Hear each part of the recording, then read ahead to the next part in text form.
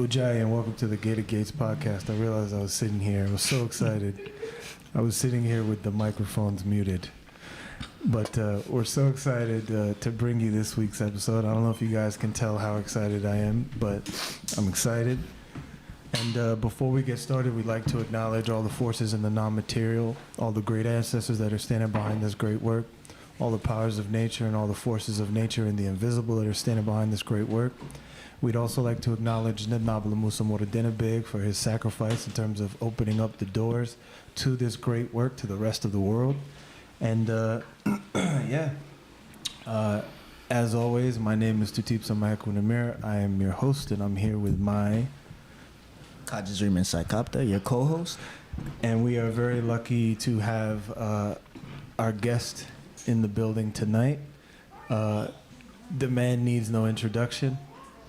I won't even give an introduction because, just the wisdom and the things that are going to, that he's going to say will speak volumes, and he can tell you guys who he is, tell you guys his name. That's a lot.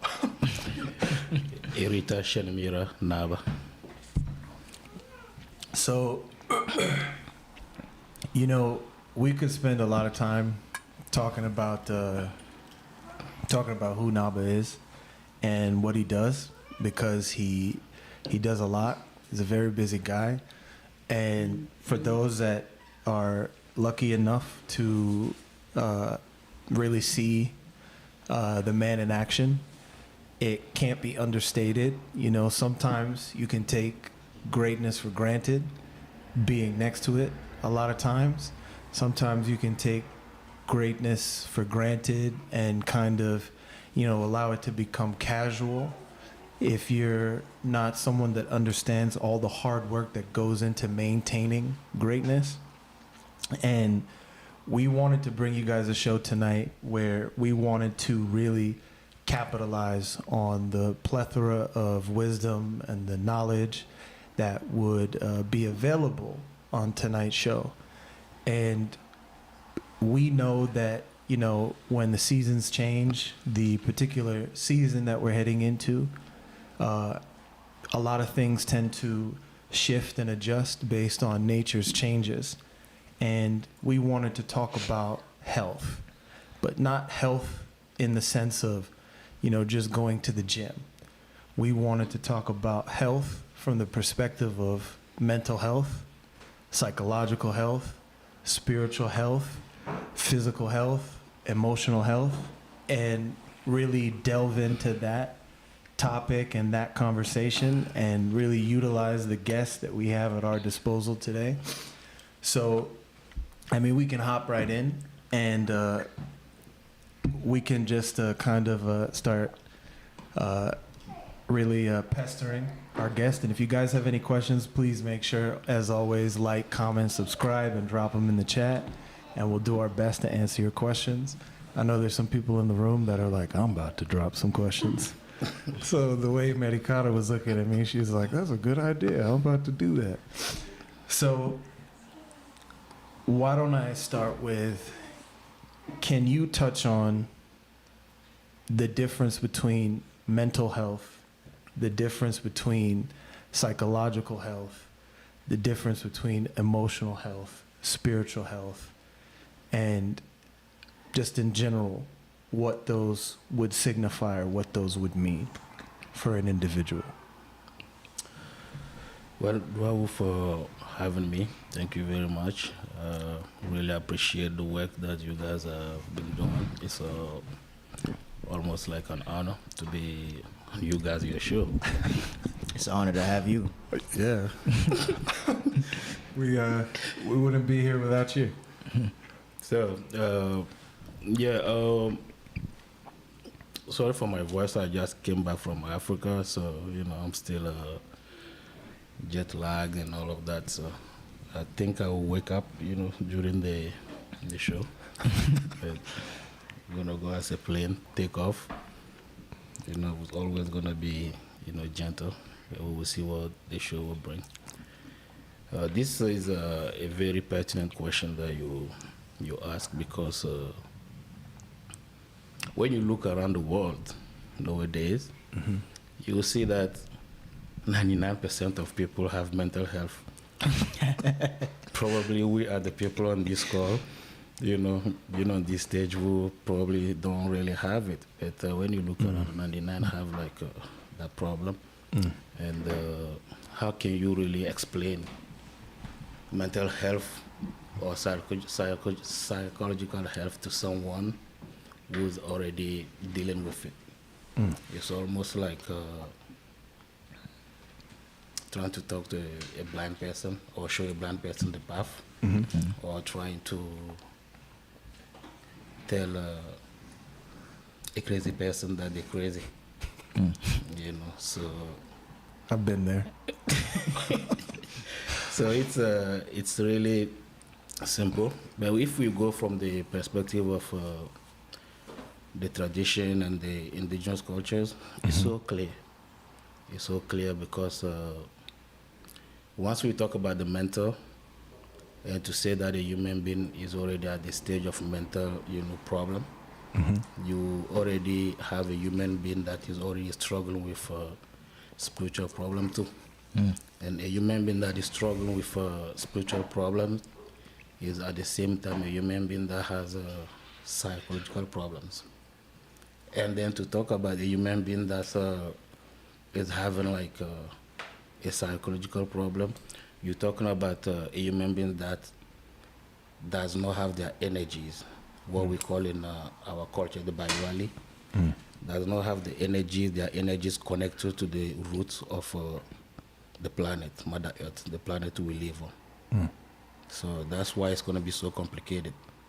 People to, to really understand it. And we're going to need like probably a board to write down everything so that it can be clear. Remember, I said we will be talking to people who probably have those problems already. So yeah. So then, let me ask you, because you touched on something that I think will go over a lot of people's heads, because you said we'll call it within the traditions even the Bayuali. So can you touch on what you're referring to when you say that? The Bayuali. Yeah, in our culture, we understand the human being who comes in life on earth to be a being that is received by the planet that we live on. You see how a lot of people, especially nowadays in the modern societies, people consider spirituality to be something that is a way to kind of connect with the planets that are like thousands of miles away from our planet, which is really like an excuse, because then you can ask the person to prove if whatever they're doing is the right thing that they're doing, or if whatever they're doing or whatever they're practicing is legit. Because if the person cannot prove you what's happening on planet Mars, what's happening with the other celestial bodies, the Milky Ways and all of that, and all of the constellations, which is like the person and you find yourself in the same position where none of you can prove that whatever the other person is saying is wrong, or whatever you're saying is right. That's the position you find yourself in once you start talking about, I'm connected to, this planet. My, zodiac is telling me that this is happening, this is gonna happen. But at the same time, we forget that we are standing on a planet as well, and that's the planet that receives that when we are born. I came to, travel around the world. I came across people who, have this, I respect them. Those people, I really respect them. But who have this ideology of healing the planet and healing the world by just holding hands or closing eyes and then manifesting, love, manifesting peace, manifesting, all of those kind of, good intentions, but I don't know, maybe in America it's possible, but where I'm coming from, we never planted, love, and see love grow from, from the ground, as a plant to produce, love as fruit or as cereals for us to use. We only plant grains, and then we harvest grains. So people took that logic in the way like maybe whatever you project, that's what you get. But that would depend on where you're standing.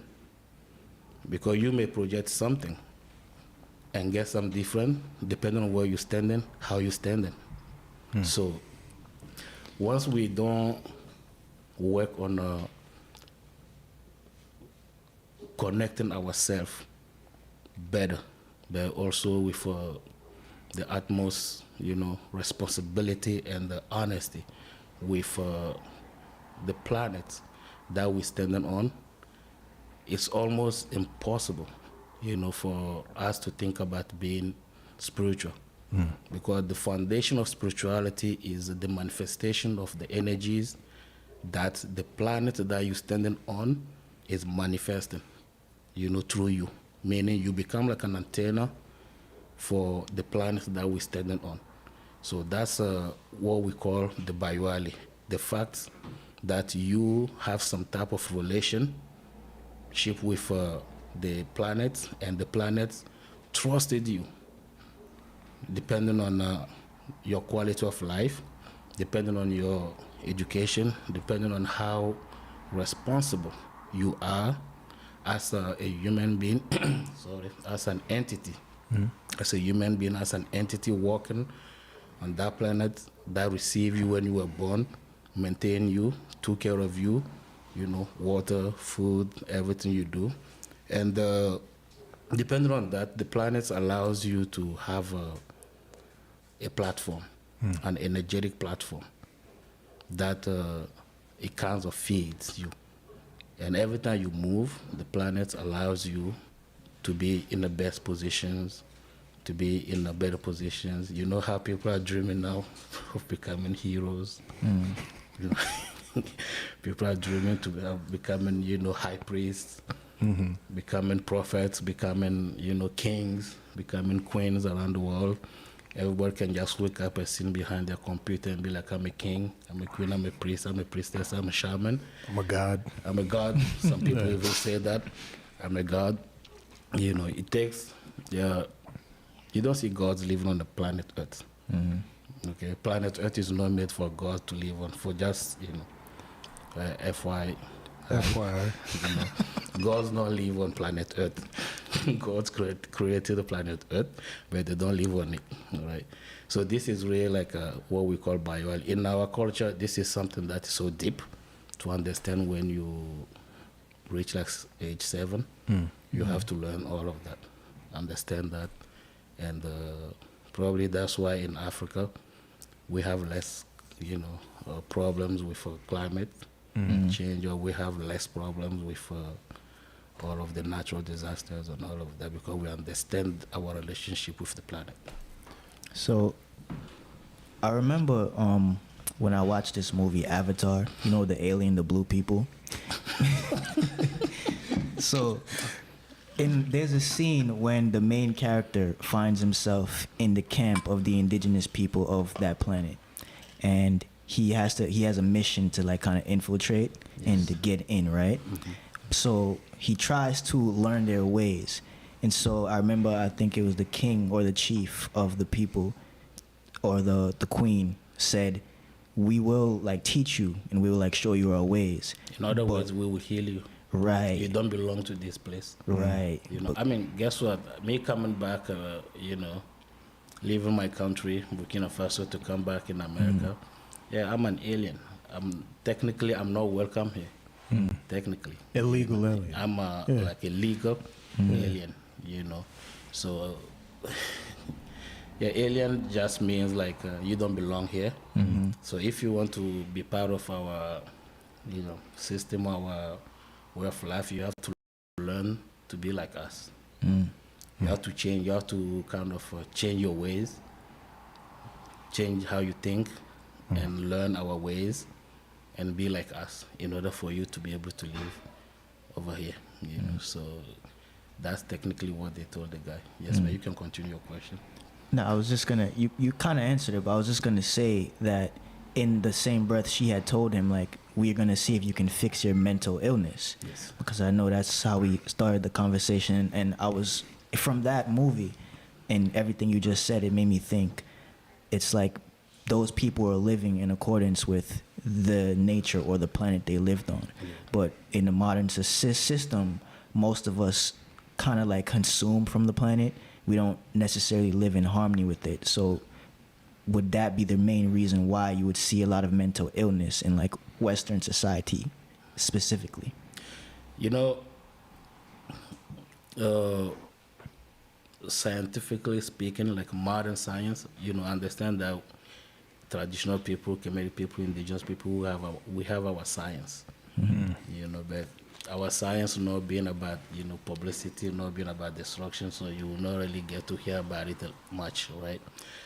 And if we have to go from the understanding of the modern science and how the criteria they use to classify a human being as mental sick,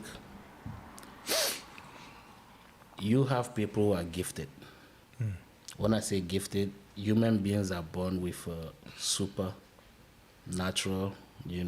or abnormal, as the way they will call it, abnormal ways of perception. Or like abilities. Abilities to see things, abilities to hear things, ability to sense things. And at the young age over here, I think the system will just classify you as mentally disturbed, right? That's a young age. And as you keep growing, because it will be so shame for our medical system to classify a 7-year-old boy who just learned how to talk and how to make the difference between red and black, white and blue and all of that, to classify that young child as a mental sick child. It will be so shame, And they classify the person then as mentally disturbed. Yeah, they call it like ADHD. Exactly. Or like certain type of disorders. Disorder. They give you certain classifications or Exactly. diagnoses. Exactly. Now, to even classify that child at that age as, mentally disordered or psychologically disordered is based on what? What's the order? What are we using to consider that? Whether when you are at that level, you are ordered. When you go above, you are disordered. When you go below, you are disordered. So but at that age, that's what they can tell to your child. That's what they will tell to the parents. Your child is just, disordered. They classify them, right? It's a class. When we say to classify them in a group, that's how society is organized, right? Now, that child will be on some type of treatment up until the age of, 15, 18. They'll start giving you drugs. Drugs. And the drugs are for what? Because the drug, the physical body. The drug don't have any effect on the mental body or on the spiritual body. The drugs don't have that effect because they're just like a chemical, so they only affect the physical body, things that you can touch, things that are tangible. That's what the drug will affect, right? So technically, they will give drugs to that child to numb the child, abilities, the channels that the earth is using to feed, that child to be able to be perceiving things or sensing things and all of that no other human being, an average Joe, might not be able to perceive. They will, make sure to kind of cut off those channels or numb those, channels for the child. So then, once the child reach like age of 18, legal, adult age, then classifying that human being, who in my culture is still a teenager. A teenager meaning the person is still in the age where they are learning how to make the difference between what is consciousness and what is subconsciousness. Meaning that's when the teenager age is a very turbulent age, To be in that period is very turbulent for any child. We all went through that. But that's when you look back now, that's the time where you were trying to really find which foot to stand on. Now, if you're lucky, you will have your family, you will have your society, you will have your community, you will have, the wise men in your community to help you, guide you, and say, no, you should be standing on this foot. Some of us got that luck. Some of us didn't get it because some of us even grew up with a single parent. Some of us grew up where like we don't even have our parent, and then it's like someone else has to take over the education and all of that, right? So, and then we don't even grow up to have wise men in our community. Well, in the West, you're not. You're not. There's no way you have access to someone wise that you're describing. Exactly. So technically, you grown up to have a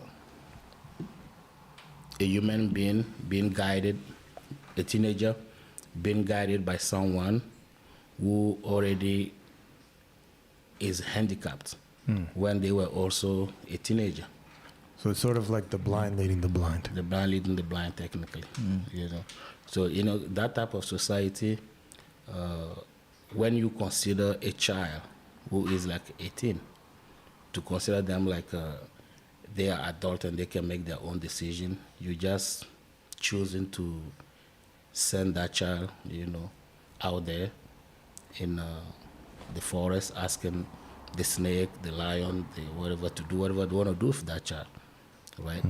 But at the same time, a child that is gifted with those abilities, the system will be scared of that child. The system will be scared of that child. The next thing they're gonna tag on that child will be, you will have mental problem. I don't know if you guys see the picture. At that age, the child is already disturbed. The body is changing. The physical body is changing. The physical body is bringing the hormones and all of that. The child is, having a lot of dreams about things and all of that, but doesn't have the guidance. On top of that, the child now is hearing voices. The child is hearing, he's seeing things, shadows, maybe seeing even like shadows of grandma or great-grandpa who just passed away walking in the house, coming to get water from the faucet and then drink and all of that. The child will talk about it. And the parents, because the parent's spirit is already handicapped, and the parents, intellectual ability is already handicapped, what will happen? The parent now will be like, let us take you to the hospital. Or it's not happening.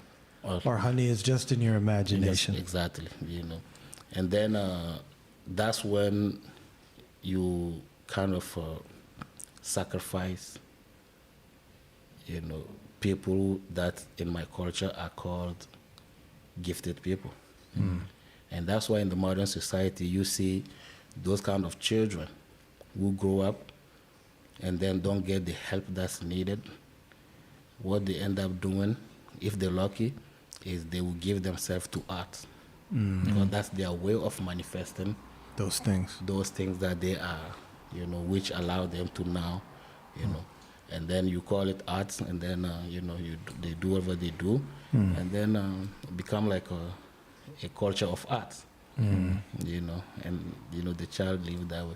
So then, what do we call mental sickness at that moment? Because then we have to differentiate a person not having the proper education or not having the proper guidance when they needed it, when they reached that age of 16, 17, 18, 19, 20, they needed that guidance, they don't have it. And then on top of that, we put the aspect that they were born with those abilities. It's not like they grow up and then start smoking weed and taking drugs and all of that. That's even what will lead someone to be doing those things. We all have, in modern society, we all have that parent that's like very alcoholic. Yeah, dealing with like an addiction. Or who's a drug addict, or just have any type of addiction, and then we want to talk about them, in the way that like it's a problem or it's a shame, and all of that. But technically, the shame is first on the family that lack whatever needed to educate the person, and then the next one to really take the blame will have to be like the system or our government that supposed to understand that whatever we've been doing has not been working. Let's, you know, bring other ideas. But it's going to take another maybe century before the modern system. Damn. Before the modern system, you know, Buckle up, everybody. decide to think that they need to involve indigenous wisdom in the way that, you know, they conducting our planet. You see? So that's the biggest problem. So that guy, that blue guy, I mean that guy Getting the blue skin. blue skin, blue body, to go among those people is someone that once you in there, they know that you are different from them. Because the way you walk, the way you do everything, the way you manifest, there's a big difference already. Like my accent already make me, you know, my accent already is betraying me.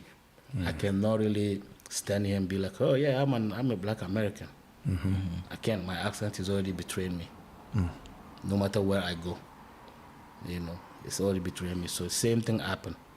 And then when we even push it, now let's leave like the movie to come to reality. We see a lot of people visiting us, you know, whether through our temples or through our project and all of that, coming to Africa. I'm gonna talk about what I see where people, you know, my place. And when those people arrive, we see them struggling with something that when we were like 3 years old, 4 years old, we don't struggle with. We see people complain with this, complain for the sun or complain for the cold and all of that. At some point we see them, we're like, what do you really want then? You know, because when it's cold, you will complain. When it's hot, you will complain. So that's how we understand that, okay, this person already is handicapped at the foundation of their own education, where like they didn't get the education that allowed them or that teaches them to adapt. So the concept of adaptation, readaptation, adjustment, readjustment is not in the education in the modern society, because it's like you got educated one way and you think that's the way that the whole world is you know, functioning on. But the whole world is big. The world is so big and then full of many, many, many thousands of ways of doing things. Where like the proper education will be like to educate you in the way like when you, no matter where you find yourself, you have the skills to adapt. And then, you know, if you move to another place, then you have to readapt and all of that. So I want to kind of go back a little bit to the first thing you kind of started touching on, because even what you're touching on is, so we have the 8-year-old that's gifted, right?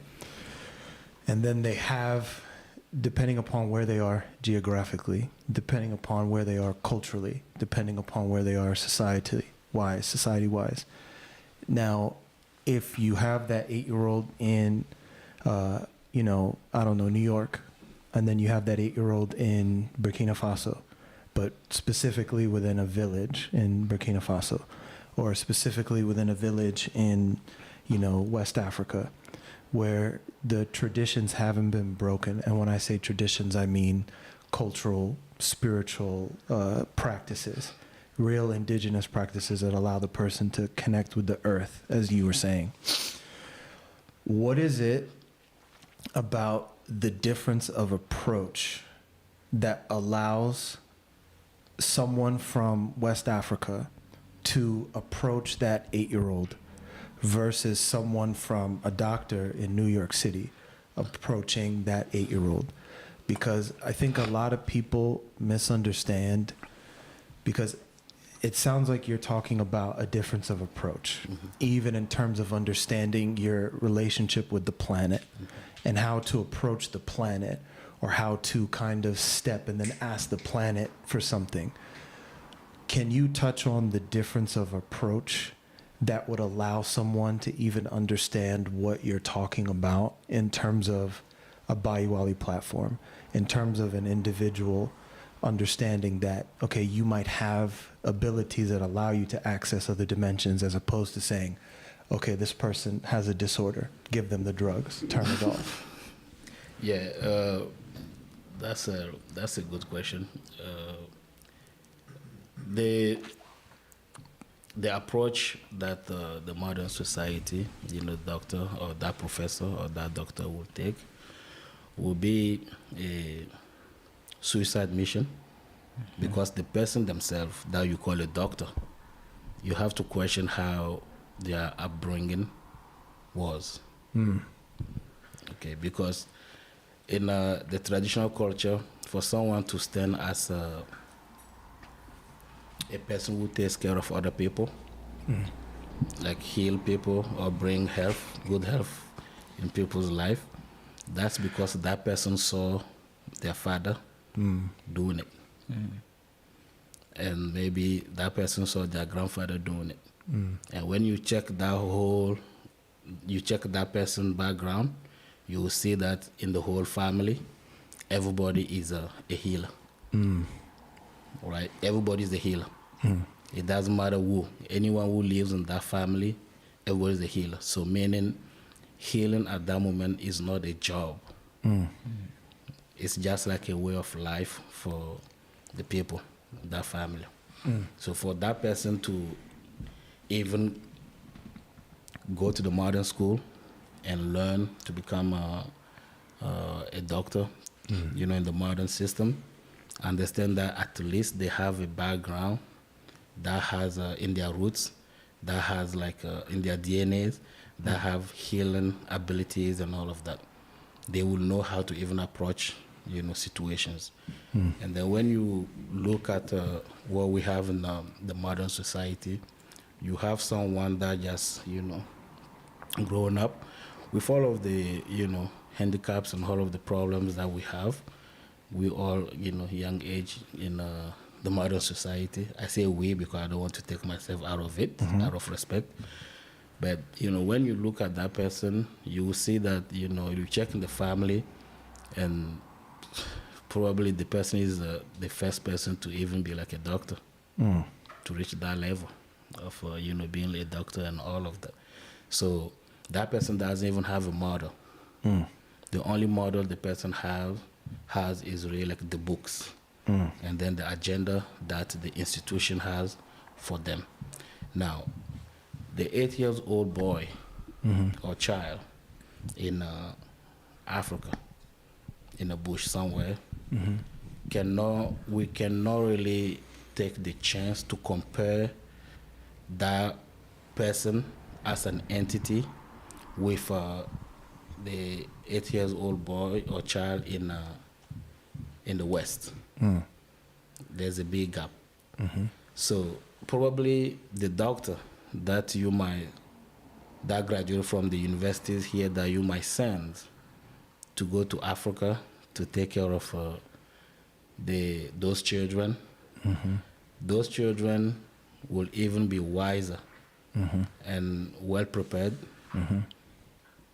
more stable than even than the guy that you send it to go take care of them out of a diploma that they got from the school.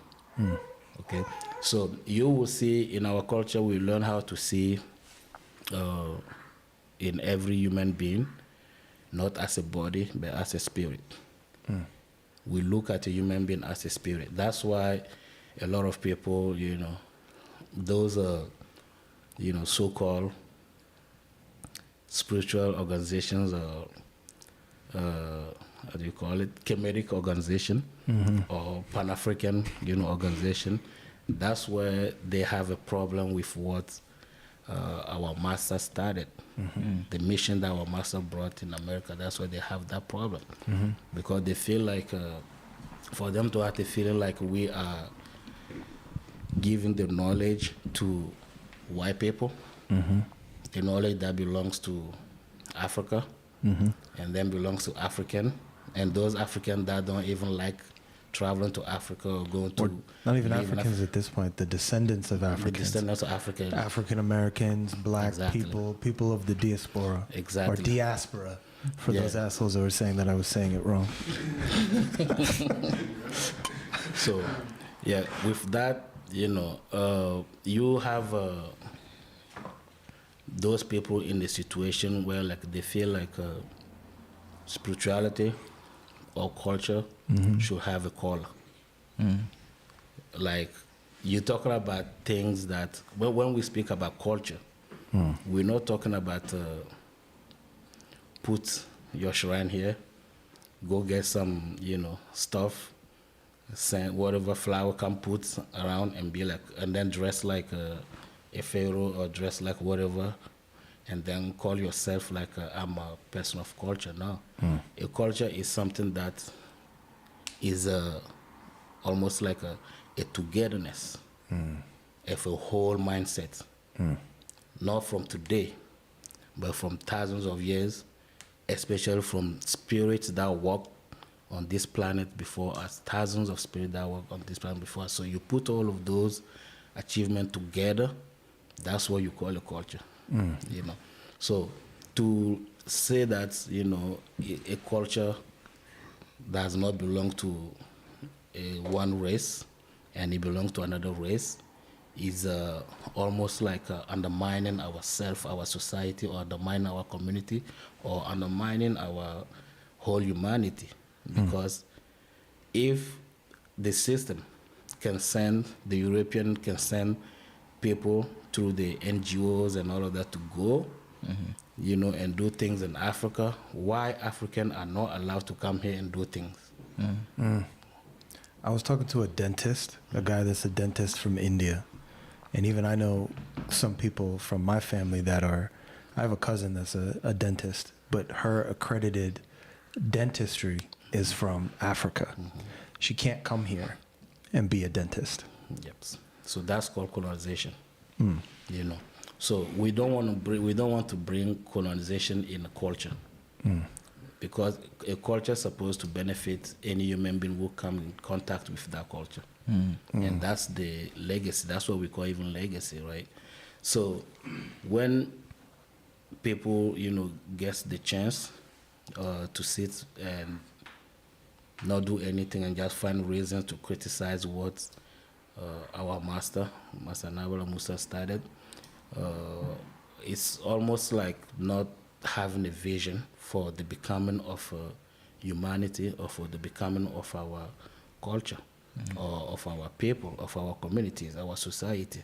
Because any person who has that vision, will understand that whatever Master Naba started was something that's supposed to bring humanity together, even in the small pockets that we have all around the world now in our temples and all of that.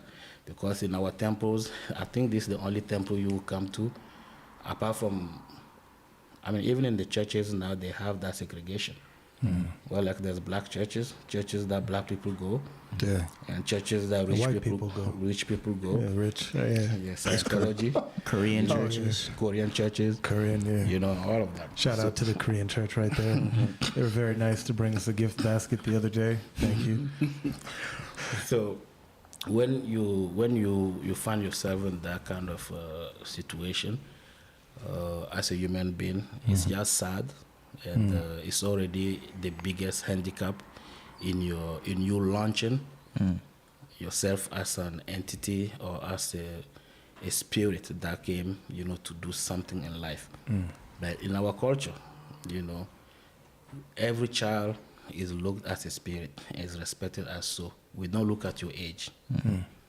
Okay, so you can see that in the modern system, you have the section of the medical system that deals with children.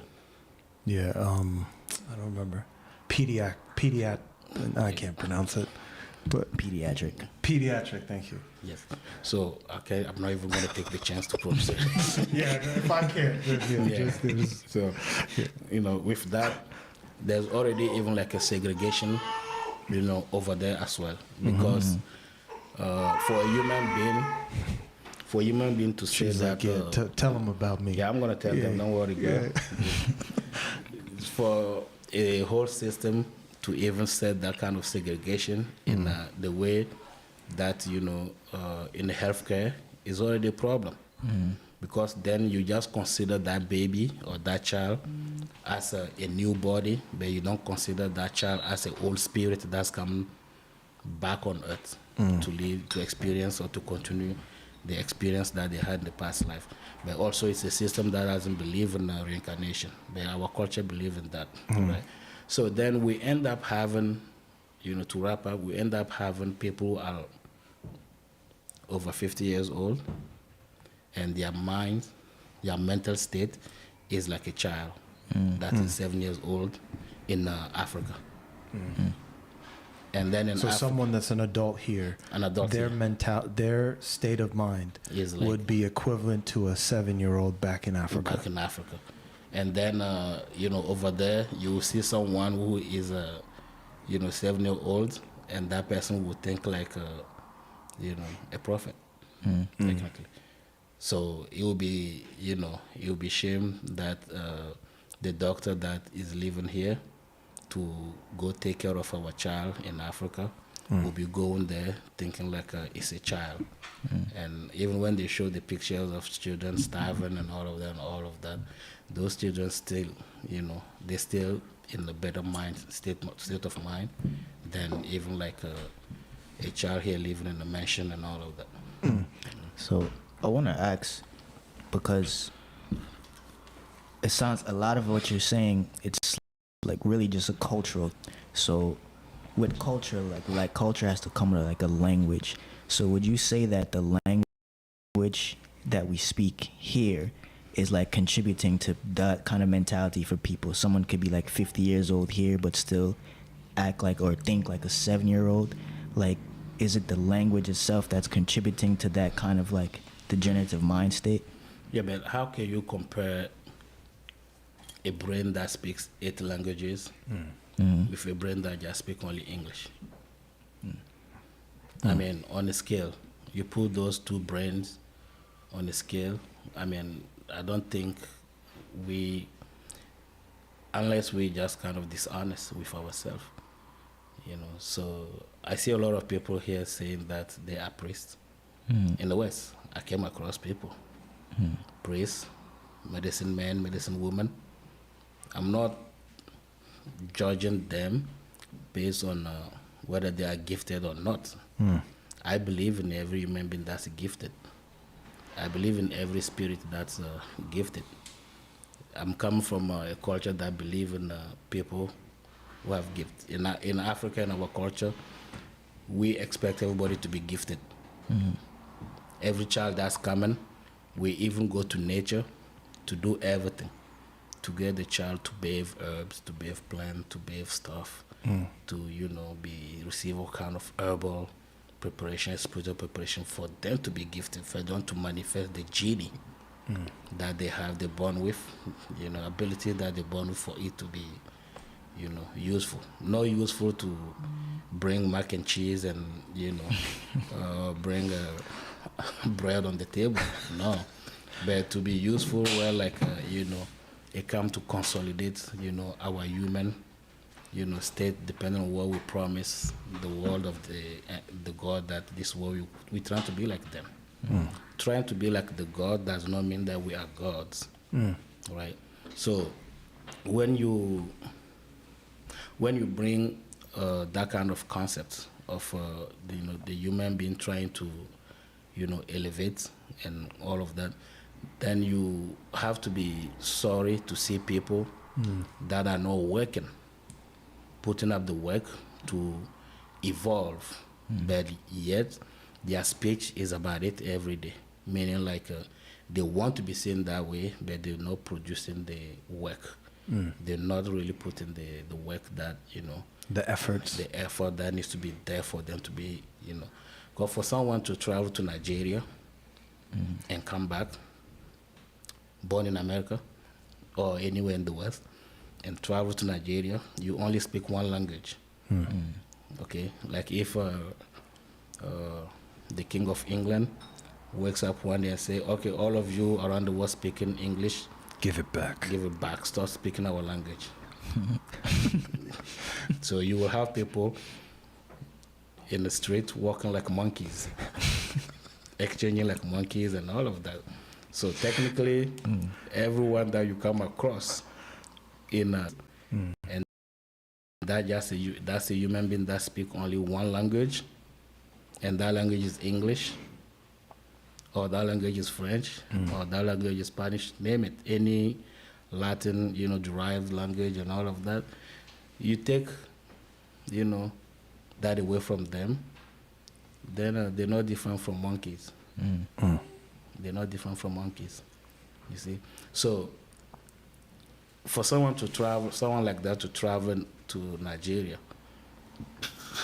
and then come back after 2 weeks, after 1 month, and to say that they are a shaman, or to travel to the Amazon, to travel to the Amazon, because I'm talking about the New Age people too. But the New Age people found a very easy pathway towards, the Amazon and, South America, thinking that's where everything is. And they're going to go get everything there and come back and then say, I'm a shaman. I can, administrate ayahuasca because I did it 1,000 times. So now they give me the permission to do it. Or maybe I went and see someone and then they ask me I can do it. Same thing happened in Africa when people travel there. You come back and be like, I'm a Yoruba priest. Do you speak Yoruba language? I'm a Ifa priest. Do you speak Yoruba? I'm a Vodou priest. Do you speak Fon? Or you come back and you're like, oh, I'm a Dogon priest. Do you speak any Dagbam language? So how do you expect to communicate with the things that, makes that language, or the things that are like in the language, and how in that language we communicate those things? Because those things are not physical, they are non-material. And then to address to things that are non-material, you have to be able to speak the language, because when we speak about the language, we're talking about the sounds and vibrations.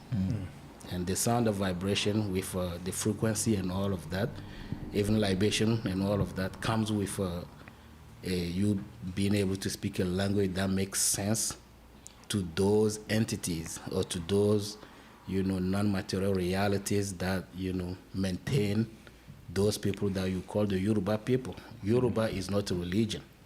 Yoruba is a language, And then Vodou is a way of life, And then within that, you have to speak their language to be able to now address or live that way, the way those people live.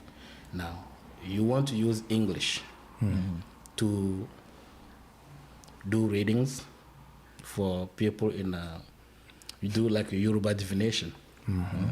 It's I'm an intelligent person. I don't want anyone to, even comment like I'm not. I'm an intelligent person, and I'm educated to be intelligent, and I work hard to be intelligent every day. To say that you do Yoruba readings, and then you do those readings in English, and you don't speak Yoruba, I'm not giving you any of my dollar. You just have a lot of problems that you're going to put on me. My problems are maybe heavy, but your problems are heavier than mine, because you find yourself in this conflict where, like, you want to speak a language, you want to use an equation, but you don't speak that language, and you're using another language to speak to solve that equation. It doesn't work like that. So in English, you only have a few things that you can manifest in English language. And we speak in our indigenous languages, we speak nature. We speak nature. And every sound is... For those of you that understand that sound, that means some knowledge. Knowledge has been dropped, but something was just dropped. Yeah, we speak nature. And speaking nature is just gonna take a human being. If it's gonna take me 40 years, born in and when you check my bloodline, from my father, my mother, up to my grandparents, we never got mixed. We never got, if we got mixed from one culture to another culture, one tribe to another tribe. So we don't have any of the Roman or the Greeks or the European mixture within us. You know? So technically, everything about us is about nature, about what our ancestors were doing and all of that. And because of that, we cannot really, just because we were born in the culture, and then get up one day and then say like, I'm a priest, I'm a healer. We still have to go through what's called the education. Education, you receive that from your parents. You receive that from your family. You don't go to school to receive education at school. And then after that education, we still have to go through by 7. You still have to start already going through what's called the initiation. Now in the initiation, then you have the wise men and wise, women who don't care about who you are, where you're coming from. They just care about your spirit, and then they guide you in consideration of what your spirit is coming to do here, because they are known that for that. And we call them the masters of the initiation. And then after that, you still have to go through now through what's called like the education of the streets. I'm not talking about the gang. Brothers and sisters, I respect you guys. But you still have to go through that education as well, where now you have to be confronted with people who have been elevated as you. So you have to receive education. Like if Kajiziriman, you've been educated, you've been guided in your initiation to become a healer, and I'm guided to become a blacksmith. Then I know you're going to need something from me as a blacksmith. Because a healer would need a machete, or would need a hoe, we need stuff to go dig the roots and get the plants to come here. So you will need that from me. So then I'm contributing in you becoming, efficient in your education, your initiation, in your elevation.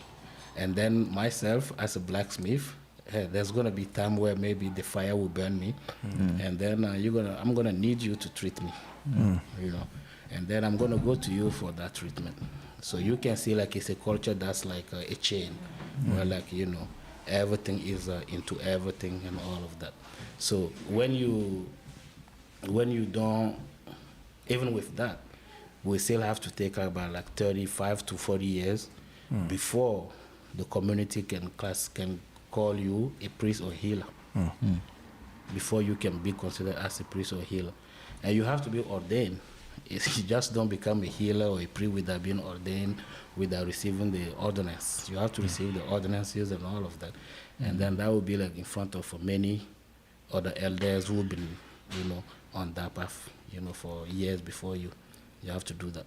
So once you don't have that, background, and born in a place where there's no culture, a place where the only language you have is the language that colonized you, the language that colonized your grandparents, and all of that. And then yet you want to travel to the South America, you want to travel to Africa, you want to travel to indigenous people, India, yeah. And then come back and then be like, I'm a priest, or I'm a shaman, or I'm a healer in this. That's just shame. You should feel shame on yourself, because it takes more than traveling somewhere to become doing an internship, to become like something like that. So it's a problem. That's the problem that's contributing. So the language.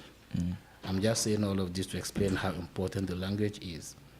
And then to people listening to us, if you happen one day to find someone who claim that they are priest or healer, and then they tell you they are Yoruba, or they are Vodun, or they are whatever, and all of that, or Dogon, and all of that, and they want to give you reading, tell them to give it to you in their language, and for someone to translate for you, because that's the only way you can verify that the invisible matters that they kind of dealing with are in harmony with them, because you have to be speaking the language You have to be speaking the vibration and the sounds, and the vibration that resonate with the powers that maintain the system that you are trying to use to make money or to take money from people. So that's I understand America is a marketplace. Anyone can be, can be whatever you want to be, but don't just be something that you want to be where you just destroy other people's lives.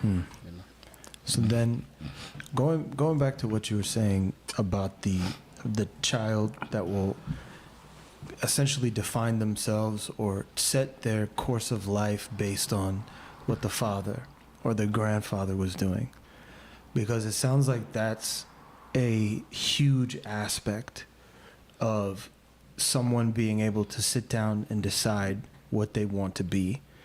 Now, within the initiation, we even understand, and we even are privy to, and we're initiated into the fact that during the time of the great ancestors, what really separated them was their approach to really sit down and understand how you can pierce beyond the veil of the physical, and how you have to move past strictly the physical, and how it needs to become about the spirit.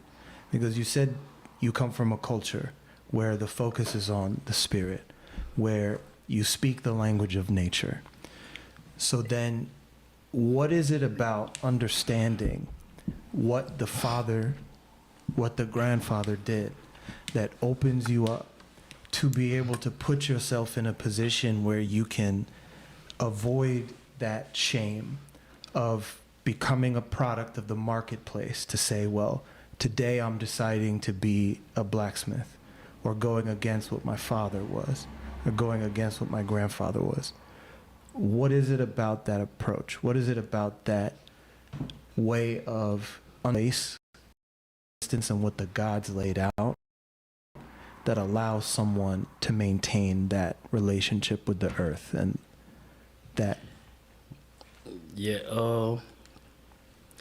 I have to make sure it's clear what I'm saying, and then it's not really about.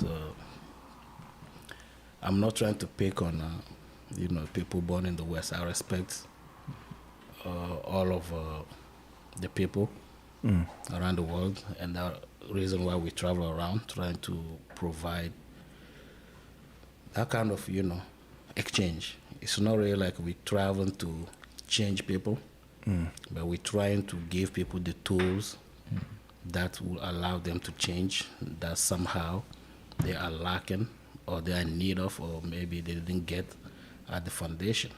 We give them those tools. That's what we do. And you have to be a good child. You have to be a good child. You have to be a good child to your mother. You have to be a good child to your father. And for you to even see that, it has to come from the fact that you grew up seeing your father taking care of his father, seeing your father taking care of his mother, seeing your mother taking care of her father, seeing your mother taking care of her mother. And probably in our culture, you will also see probably your grandmother who see taking care of her mother, or your grandfather who's taking care of his father. Because we don't live in a nucleus family. We live in a big family, and that's why we call it compound. Here in the West, you talk about houses, you talk about apartments, you talk about ranches and all of that. So there's no concept of collectivism. There's only the concept of individualism, right? And for a human being to even consider themselves to be living based on individualism, which is even like a word that we don't even understand. That's what I'm saying, language again. We even speaking that language in our English. I wasn't born English. I learned it. I learned English at school. So individualism comes from, individual dualism. A dualism that cannot be divided. So already at the foundation over here in the West, the child is educated to choose a side between the mother and the father at the young age already. You decide, and now when you fail as a child, who is learning how to be aware, learning how to make the difference between red and white, black and blue, given the option to choose, to pick a side between the mother and the father. Now, when that child fails, then that child becomes the property of the institution that, set up that system, right? So then can we call that child, when that child grow up, to be like at the age you and I are at this point, can we honestly look at that human being and call that human being an individual? No, it's a human being that's divided already. So the dualism between, the dualism that maintain that person who came to live in life, that dualism is already a chaos, is already, kind of broken apart. And then instability is at the same time injected. And that's where the, psychological problems start coming from. Addiction start, penetrating. And then, mental sickness or spiritual, handicap, start kind of taking their chairs to sit in that person, within that person. And then right then, you have a human that just become like a virgin territory for any bestseller to kind of control. So, to answer your question,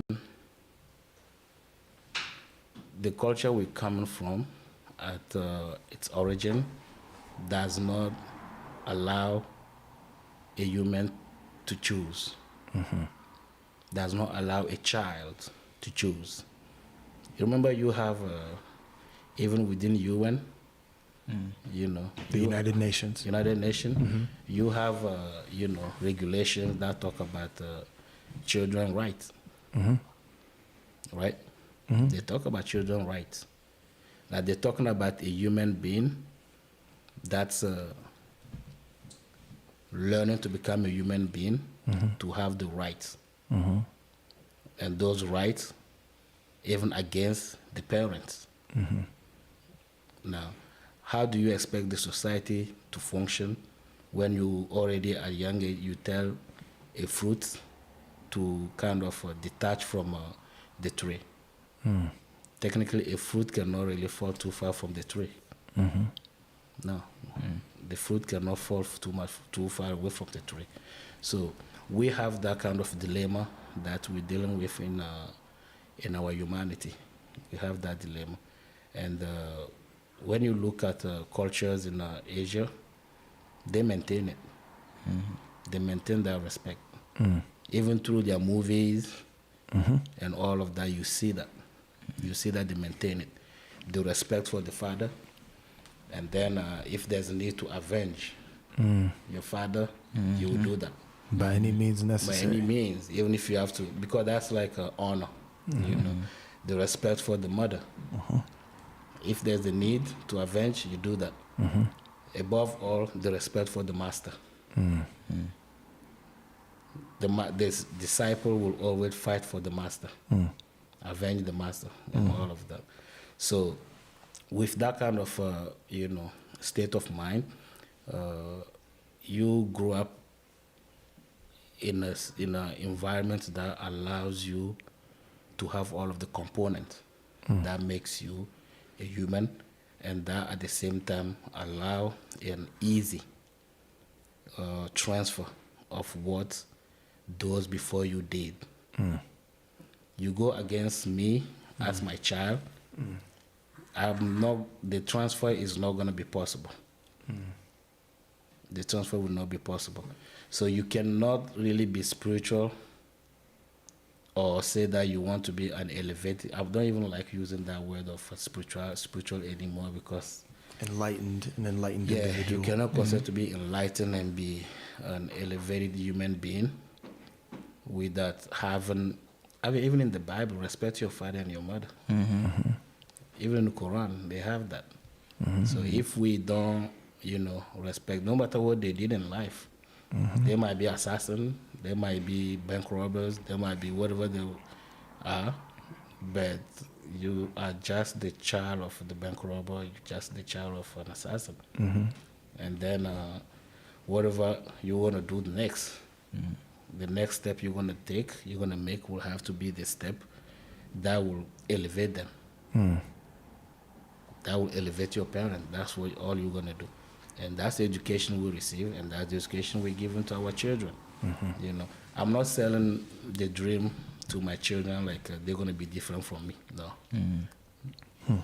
They're not going to be that different from me. They can go live all the way in China. And I mean, their mom can take them and go all the way to Australia, New Zealand, wherever they want to go. The furthest island they can go. But if it's really like the blood that my ancestors passed down, it's the one that I passed down to them, surely they're going to come back at some point. It's going to manifest. Because that blood has not been, I mean, if Jesus sacrificed his blood for all of us, he spilled his blood for all of us. The last something, right? Yeah, so The last sacrificial lamb. Yeah. So my father did that for me too. My mother did that for me. So technically, you have to, have the dignity and the courage. I think that's what's lacking to people. Everybody, it's easy to have dignity, but it's mostly Pride, dignity, and pride. Pride, dignity is easy to have that, but it's difficult to really be courageous. To face whatever dignity demand from you. There's an interesting thing that I think you touched on is the way that the system will, because I think we have a lot of, we have to be honest about the situation we find ourselves in within the West. And the thing is everything that we're talking about and everything you're describing, it's clear to see people drowning in it. And it's clear to see people that are a product or a result of that. And you go and then you see, okay, I know people that hate their parents. I know people that, are in situations where they can't get along with their parents, and then they're, always in an oppositional or an antagonistic relationship with their parents. Now, realistically, how does someone that's even in that position get to a point where they start to understand themselves within that circumstance, to kind of remove themselves from that circumstance where the earth is, or the existence is even putting you within that kind of classification? Because it sounds like you're describing a classification of sorts. It sounds like you're describing a person finding themselves in a situation where even if you might, have the abilities, you may even have those kind of things, you can still kind of be removing yourself from the harmony within the harmony that your spirit would be seeking within the larger circumstance you find yourself in, the existence, life. How would someone start to begin on that path to really remove themselves from that kind of situation? Because everyone hates their mom, if we're being honest. In the West, I don't hate my mom. I'm talking about in the West. The culture is, fuck you, mom. The culture is, oh, my mom told me all of the bad things my dad did. And I despise my dad. You don't know how hard my dad was on me. Yada, yada, yada, blah, blah, blah. Or my dad beat me, he whipped me, all my this stuff. dad hates me. Realistically, because there's going to be a lot of people that are going to be like, so then what do you do when your dad did this to you? What do you do when your mom did this to you? Because people tend to find themselves in those situations where they don't, or they can't, find themselves out of that kind of situation? I know we're hitting you with the like, solve it for everyone. Almost 17 years in America. Almost 17 years traveling around, the West. And every time I hear those stories from people, they expect someone like me to have compassion. And I honestly, I tell them, I don't want to be your partner in crime, first of all. And second, I don't want your mediocrity to be on me. Because a human being,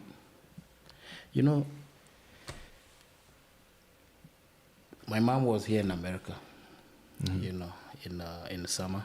I asked my mom to travel for the first time in America. Shout out to Naga. Yeah. You may not be listening, but shout out to everybody in Bobo and everybody, Naga and everyone. And coming in America, I'm like, you need to come and see what I'm doing every time I leave.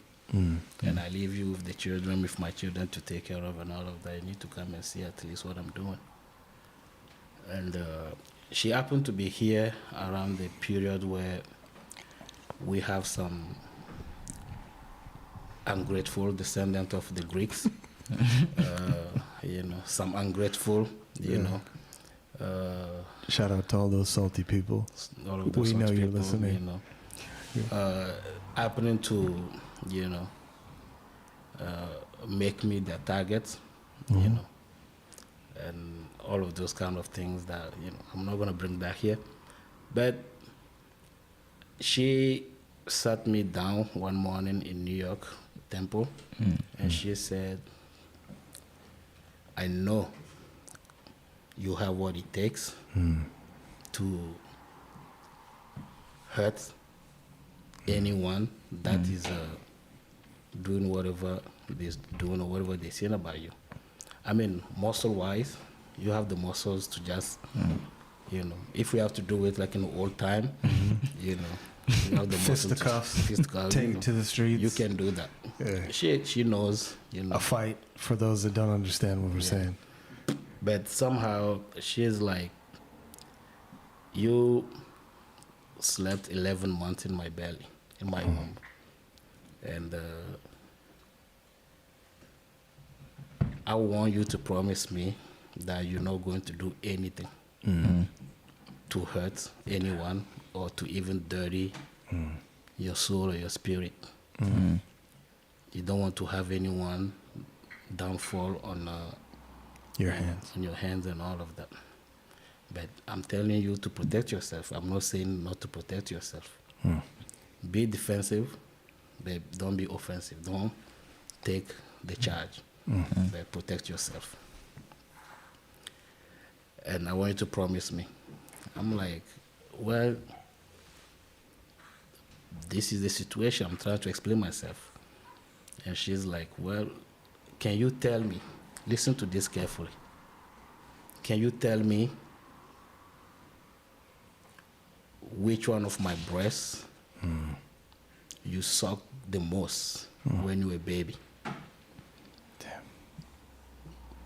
If you can tell me that either the right breast or the left one is the one that you love sucking when you were a baby to get your milk, then I'm giving you permission. Go ahead and do whatever you want to do. Damn. Right? I mean, can anyone, all of you here and those listening, can you go and tell your mom, when I was a baby, I think I sucked your left breast more than your left one, or your right one, or your right one more than your left one? I mean, you got a 50-50 guess, but there's no way in hell you're going to get it. But that's the thing. In life, every human being who comes to a mother has one of the breasts that is their favorite, that they suck the most. The mothers will know. Those who are the mothers, would know that. You give them one, they will push that one and go to the one that, you know. But at that moment, the mother's tired of on the other one, but she will be like, no, or he will be like, no, this is the one I want. Right? So for a mother to say something like that, which is so simple, whatever she said, but coming from the culture that I'm coming from, that's like a curse. Meaning if I go against the advice she's giving me, she curse me. Is there a way I can, because the next thing is like she will ask me, now pay me back all of the milk that you took from that breast. Will you be able to do that? No way. No. You know, I'm a man, I don't produce milk to even see it, you know. You can't go buy it from the store. You can go buy from the store, you know. So, To the idiots out there that might think they can go get the breast milk from someone else and then go give it to the mom. No.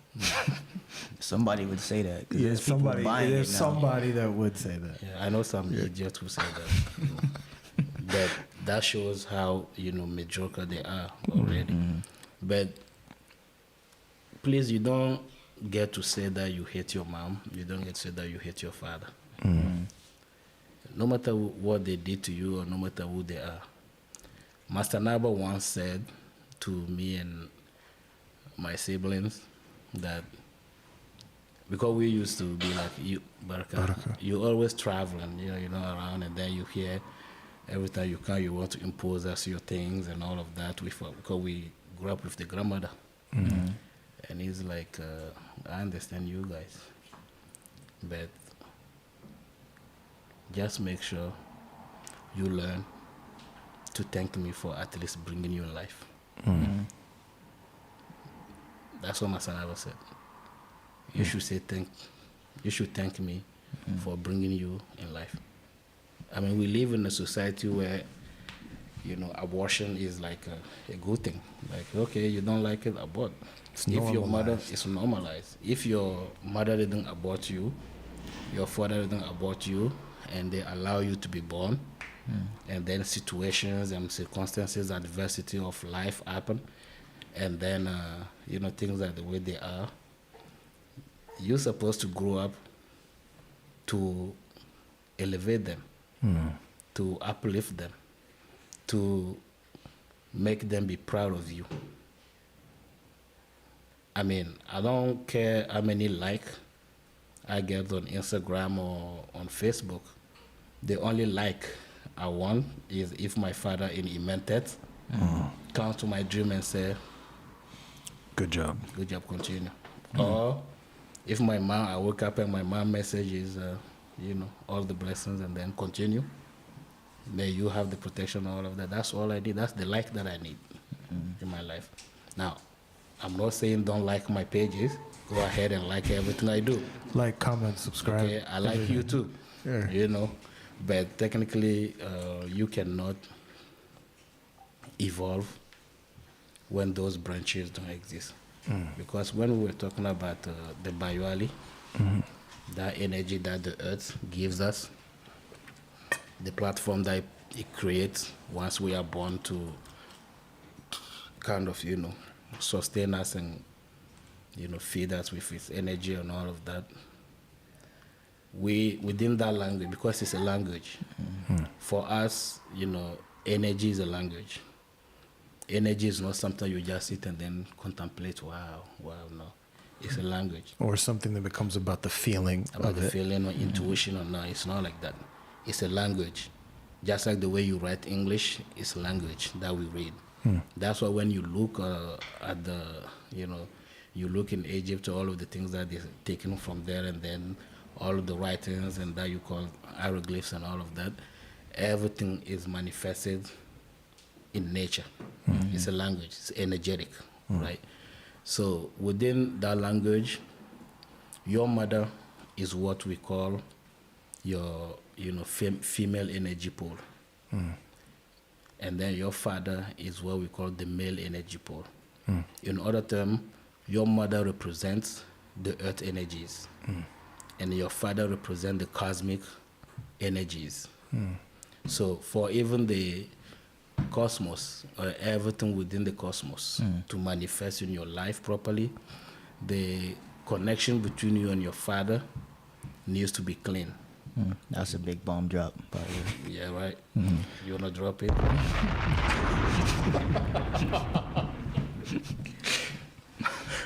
I love this. I just love my work. That's one thing. You have to love what you do. Yeah, you do. Don't do it just for the likes. Don't do it just for people to, follow you. Just do it because you love doing it. The mother represents, the earth energy. And the father represents the cosmic energy. So you have within you the manifestation of the manifestation of Mother Earth that is within you, that you walk on, you do everything. I mean, we all caca on our mothers. We all throw up on our mothers. We all pee on our mothers. We all make sure they don't get to sleep. We did that. The same thing we're doing to Mother Earth and all of that. And then our fathers, that's the cosmic power. And the cosmic power has has the characteristic of being, dictatorial. It dictates everything. So within that, when you look in the cosmos, the way the cosmos is functioning, the planet that we live on has to manifest that way and follow. Follow. It doesn't go against the cosmic dictation. Whatever the planet has to do, it has to do it in consideration of what the cosmos is dictating, right? And in our cultures, we build our houses the same way, our compound the same way, where the mother's compound is in the middle and the father's compound is on the side, and then it goes around. Or maybe the father's compound is right in the middle, because we come from a polygamous relation, society. So then the mothers are around, the mother's compounds are around the father's compound. So you can see the whole culture is based on what we see, not just intuition, not just what we feel, not just what the Greeks or the Romans came and sold us and all of that. So within that reality, you will see that the mother is playing the role, I don't want to say romantic role, around the father, but it's playing the cosmic role around the father, because the mother needs that cosmic energy to be able to, maintain life. Because the mother is life. The mother is all of that. The milk that we get from our mothers, that's life itself, So when you decide as a human being to be like, Mom, I hate you, or Dad, I hate you, you are the one, kind of cutting off, one of your poles. It doesn't do anything, to your mother. She may feel, even the more she feels angry, disappointed, the more your life is disappointed. In the latest divination for this year, this period from our temples, ancestors were giving us advice on how the mother side will affect you. And if the mother side is angry with you or disappointed, or you don't have that manifesting, then you have a life that is entangled, a lot of problems. But when you have the father side that you not connected with, or that you kind of, don't like or you hate, then you're going to be walking through life as a human being that has their hand tied, their legs tied, and their mouth probably tied, and then blindfolded.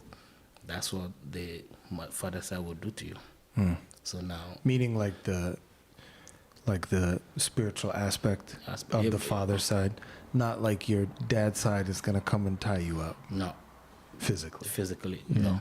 But spiritually, energetically, that's what it will do. And then right there you start manifesting the instabilities, the lack, where you never get to have the confidence, and then you're gonna start going from one part to the next part looking for solution, one village to the next village looking for solution, while the solution is just go and then apologize to your mother.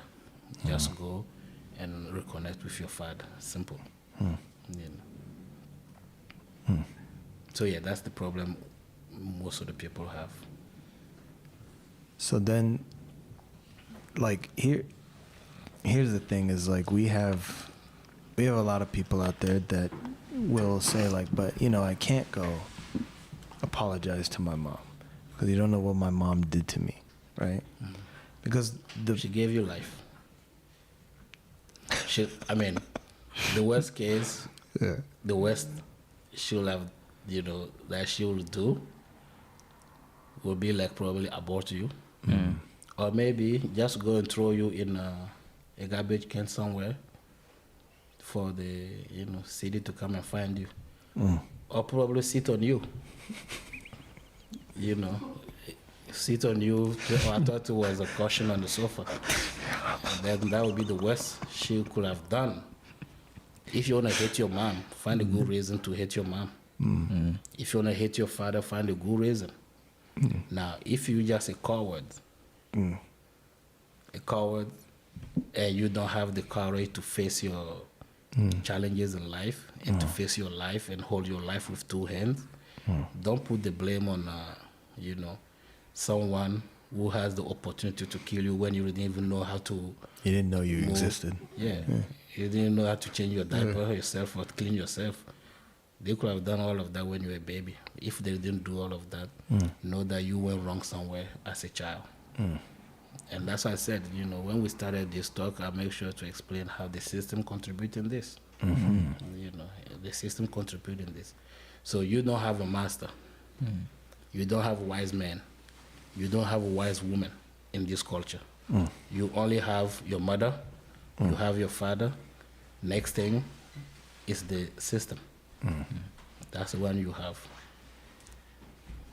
So what I'm understanding is that there's a self responsibility that's had even within the culture that you come from, where the self responsibility for yourself becomes the thing that allows you to move forward in your life. Whereas that it's not based on the thing or other people. It's not based on, you know, okay, yeah, my mom did this to me. My dad did that to me. Because I remember I had a conversation with somebody and they asked me, they said, how do you get the confidence to get things done? And I didn't really understand what the person was going through. But then I realized more and more that there tends to be a conditioning that people receive here in the West where they have every excuse and every reason to justify their lack of progress in their life in whatever capacity, whatever form that looks like. And what it will always come down to is, well, my circumstances are different. Everyone enjoys placing themselves in a victim mentality, in a victim circumstance, and they will use it. Tell me about it. To such a degree where they won't move forward in their life. And then they'll even poison their own life based on that victimhood that they identify with. So what would you say to someone that's in that kind of position, that's blaming everything and everyone else but themselves, or taking responsibility for themselves? How do you even get to a point? Because that's even a place of strength to a certain extent. Yeah, it's easy for, even within our initiatic system in the West, mainly in America, if I may say that. Oh, it's the worst in America. Yes. It's the worst. In America, we... Like black Americans are the worst. Yes. Yeah, I don't. This is No, still it's Gator serious. Gates. It's It's still serious. Gator Gates. We're Yeah. still gonna shoot it straight. Yeah, it's serious. Yeah. You know, you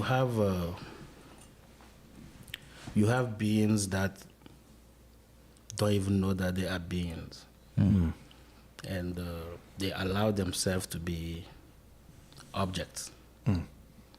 And what do you do with an object? You move it as you want. You displace it as you want. And when you finish, you dispose it as you wish. That's what you do, you know.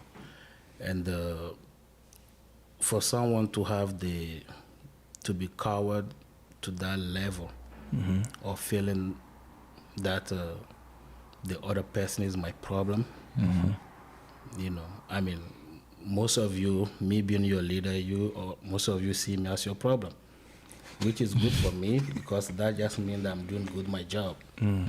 If you all has to be loving me,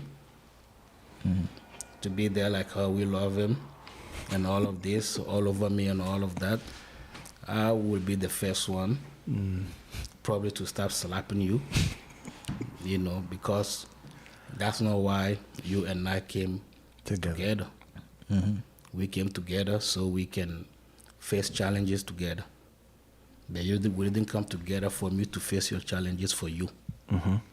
Now, excuses that you will be bringing to me, I will make sure you understand that probably the situation you're in is better than mine.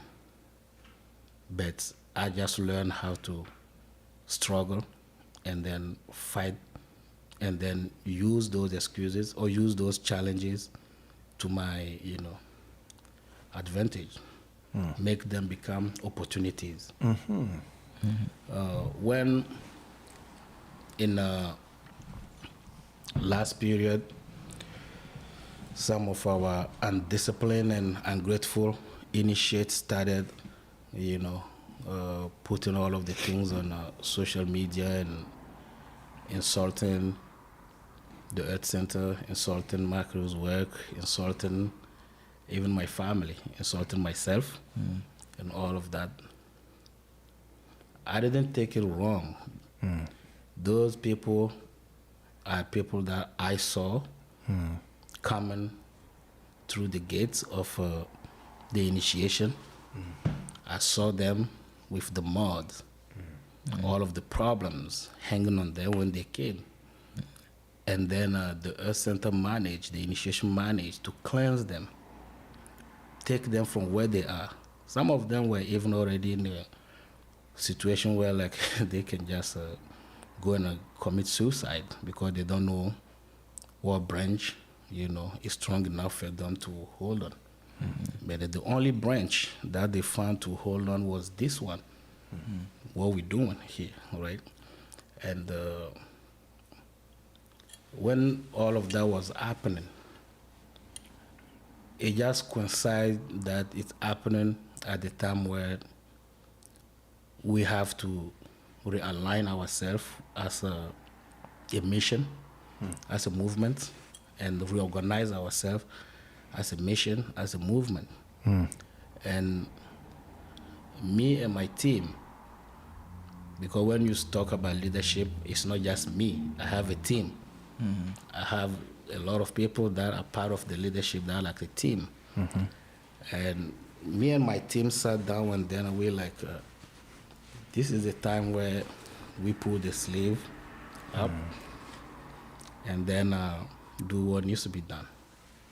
Well, let those people keep saying everything they're saying. Let them keep doing what they're doing. Let them go wherever they want to go, do what they want to do. But please, let's pay attention to everything they're saying. Because everything they're saying might be the weakness that we have in this mission. That's, you know, if we're lucky enough, the gods and the ancestors are choosing some people to have the Courage. not the courage, Yeah. to have the weakness as well, to go out and say it instead of coming in and say it. Right? So instead of those people sending emails or text messages to say leadership, what about this, take care of this, and they go out and they do whatever they're doing, sure, they're doing that with only one intention. The intention is break everything we're doing so that then they can sit. They can at least try to rebuild something. But,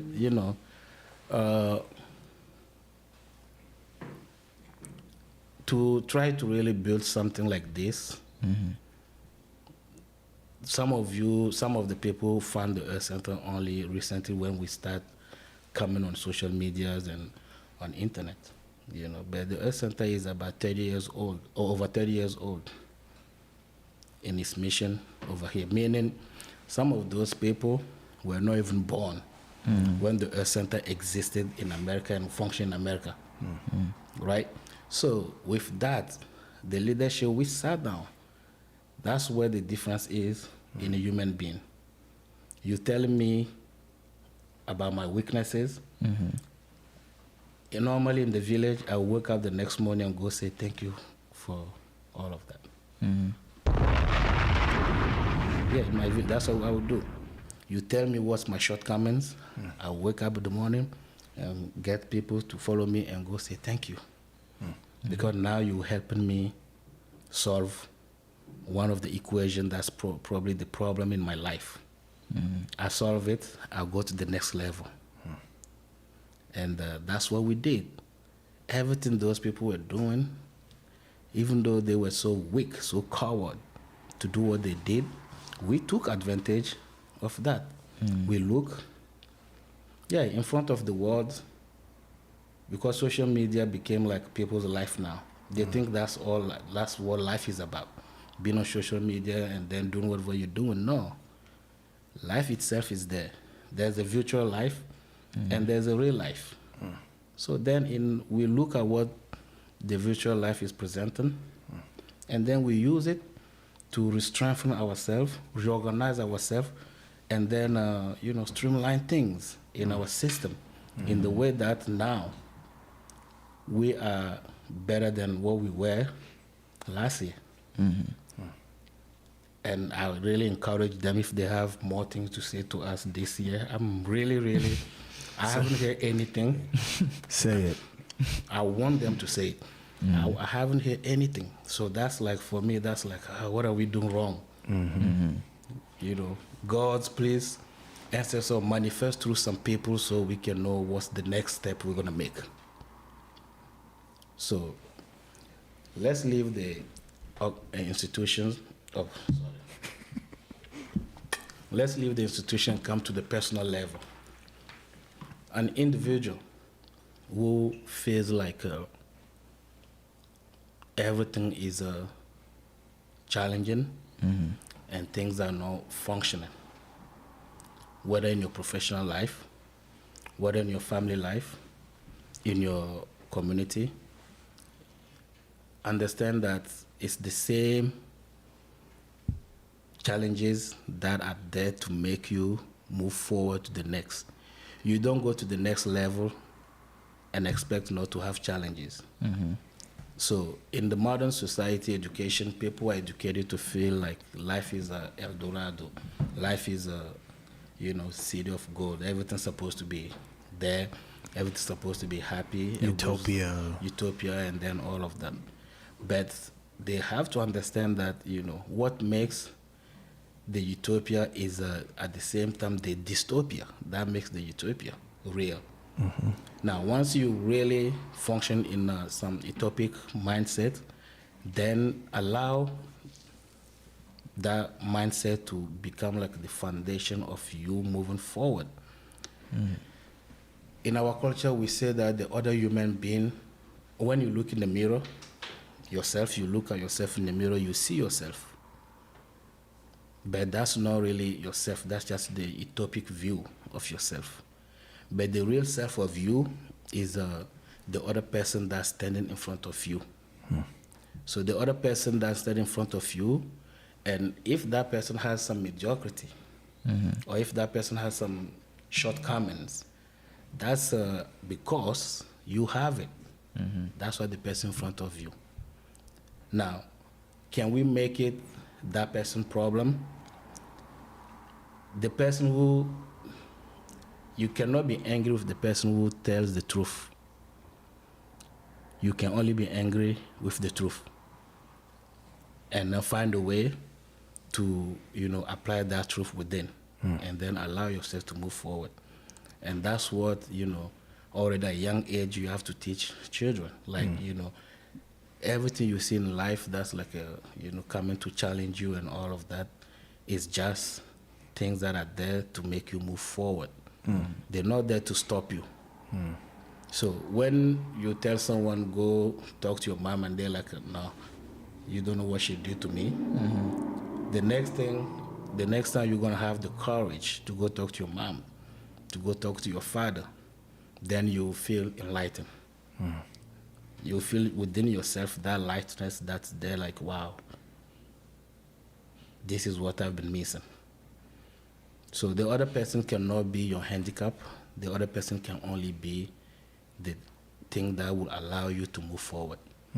And then if you take the habit of just pointing fingers of that other person, that other person is in front of you, so you can point fingers at yourself, and then see where you need to really kind of, how you need to step forward.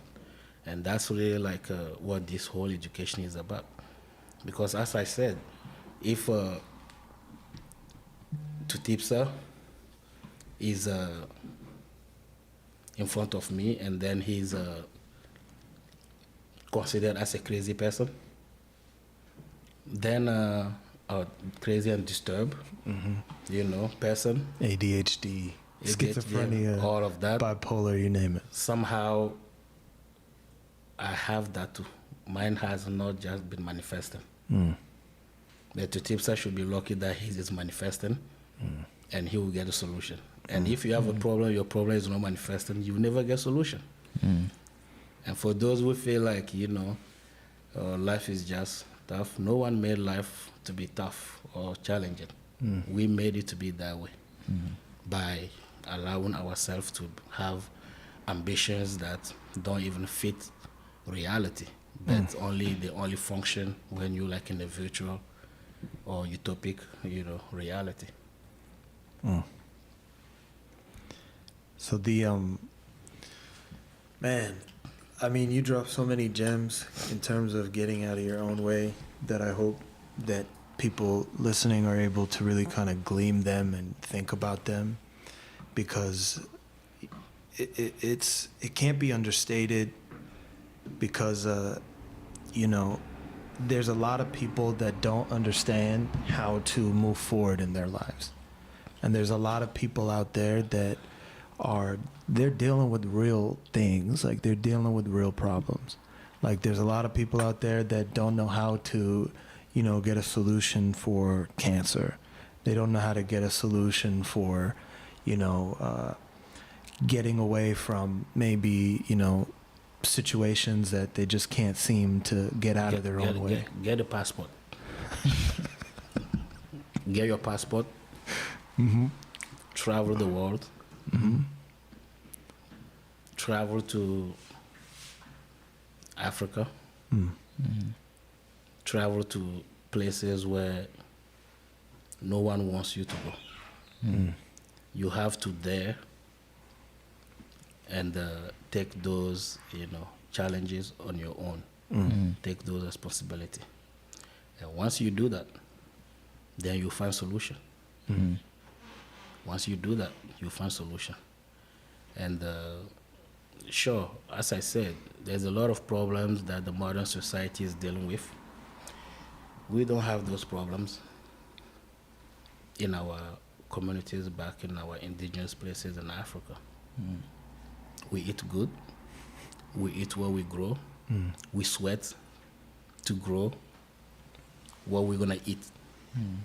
And we have the patience to wait for nature to do its power for whatever we need to come.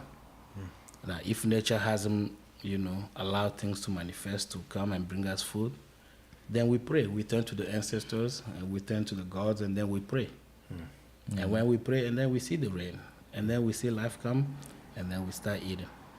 We start getting our food, and then we eat. That because nature is not responding right when we want it to respond, does not mean that we have to go be beggars to be begging, to get what we need. We have to learn how to think with our brains and not with our bellies. And a lot of people have these problems that are seemingly as unsolvable because they haven't really dared to solve them.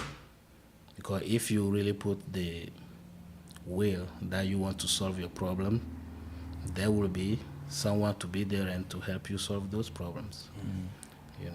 And the real people who solve your problems will not come and then beg you that they want to solve your problem.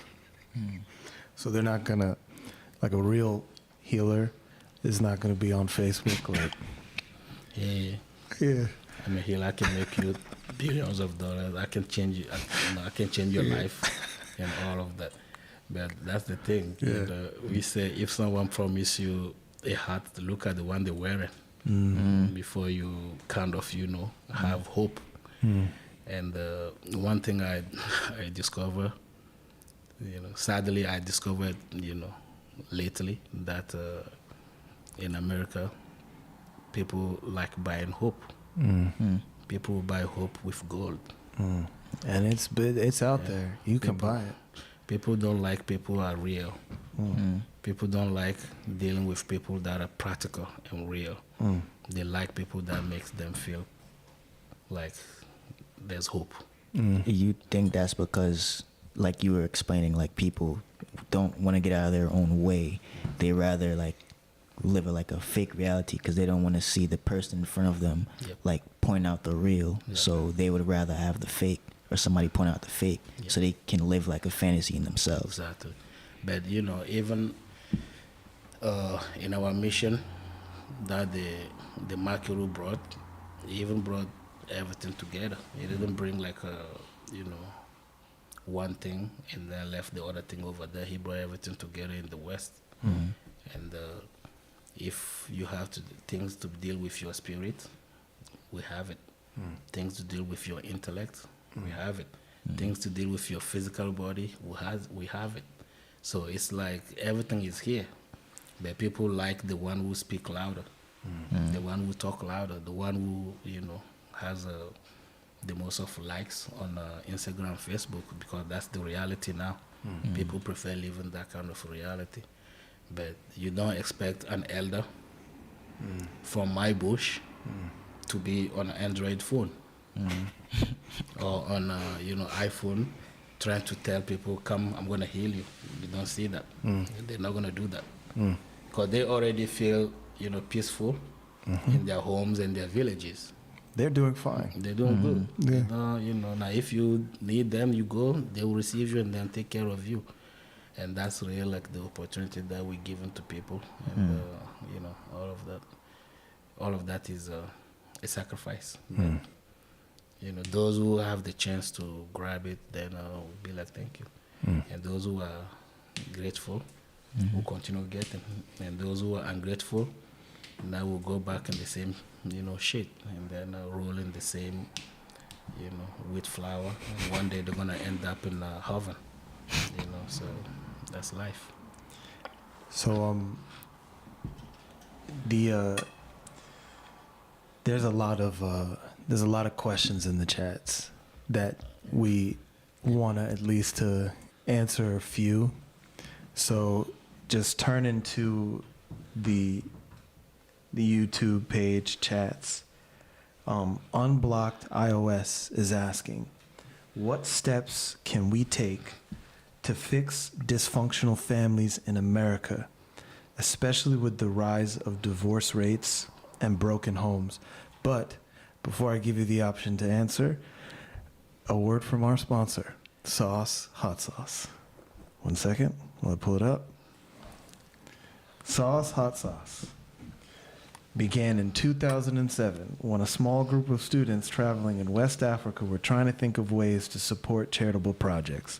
One of the students traveling happened to be an artisanal hot sauce chef, and right there, Sauce Hot Sauce was born. Since then, Sauce Hot Sauce has prided itself on making exceptional artisan hot sauces with high-quality ingredients to support good causes. We continue to do this with the best and tastiest offering of sauce flavors to date, with a focus on supporting displaced families in the Fada and Gourma region of Burkina Faso with the revenue from our sales. My favorite used to be Island Crown, right? Because I really enjoy Island Crown. Until, for some reason, this new batch of the hot sauces, everyone seems to be loving Circuit's Fire. So yesterday, or I think it was today, I don't remember, I was like, it seems like everyone loves Circuit's Fire. Let me give it a shot, see what it is, see what everyone's loving about it. I'm not going to lie, Circuit's Fire is kind of growing on me over Island Crown. Salsa verde is always there for me when I'm eating Mexican food, because, you can't, mix salsa verde with certain things because it's, technically a Mexican hot sauce. But I'm saying all this to say that we actually use Sauce Hot Sauce. We actually eat it, and we stand by it because it supports a good cause. And it tastes good. And it tastes good. If it tasted like ass, we would be like, it tastes like ass. But it tastes good. So buy some. You're supporting good causes. It's going to people that actually are going to benefit from you buying it. And we put our money where our mouth is. We're not like the Salvation Army. I was at Walmart earlier, and I was walking by the guy there ringing the bell with the Salvation Army. Give us your money. And I almost kicked over his thing where he's collecting the money. Stop lying to everyone. You're actually going to give any of this money to the people that you say you're going to give it to. So, there's a lot of stuff that you can benefit, that you can choose to donate to, and where the benefits are actually going. And if you don't believe us, you can come and check. So going back, taking off of the advertisement real fast, and going back to that question, what steps can we take to fix dysfunctional families in America, especially with the rise of divorce rates and broken homes? Thank you for that question. Unblocked iOS. Seems like you're blocking your identity, but okay. Yeah.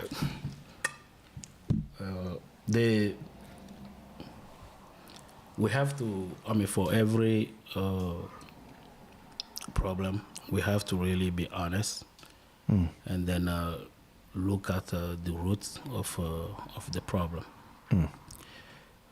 Divorce and, broken families in the West, and the rate that we really have now is something that, when you look, when the European came to the indigenous cultures, indigenous people, they treated us as savage, and did not know how to function. And you can ask a human being to think one way and live another way. And when you have a situation where even our biggest institution that's supposed to bring our world together, bring our humanity together, you have them supporting agendas that are like children rights, women rights. Have you ever heard about men rights? Never. I'm just checking because I don't know. Maybe there are men rights that are there that I don't know. They'll say the system and its existence is already the thing that's there for the man's rights. So that's why they say we have to have the children's rights. We have to have the women's rights because they will say... We even have animal rights now. So if that's what you're going to tell me, if you're going to tell me that, let me stop you there, because in this society, you even have like animal rights, right? Who's going to speak for the animals? Well, so you have to be an animal to speak for animals. All right. You know. You know what's funny about that? I was doing taxi the other night before Thanksgiving, and there was a lady I picked up. She was talking about how people are so messed up and they're so evil, and like there's this patriarchy to the point where like they're doing all this horrible stuff to these dogs. Wow. And we need to save the dogs because the men are so bad and they're so evil, and like they're causing this. What are we doing for the spiders? Yeah, it's true. Or what are we doing for the The guinea pigs. for the pigs and all of that? Or the guinea pigs The that hamsters. they're using in the laboratories and all of that, in the labs and all that. So the problem is very very simple. It's not that complicated. Okay. To the person who asked the question, you have to look into yourself, within yourself, and then really question yourself, because you're the one who asked the question. That's why I'm gonna directly, talk to you too. Do you live with your mother and your father? Did your father live with his mother and his father? Did your mother live with her mother and her father? And then probably if they're no more alive, I'm not wishing for that, but that's life, part of life. If they're no more alive, were you around them when they were passing? Did you serve them? Did you clean them? Did you help them when they were sick and then they were on their bed of transition? Were you there? Did you give up on your job? Did you give up on your other things, occupation, and then focus on taking care of them, helping them go peacefully and all of that?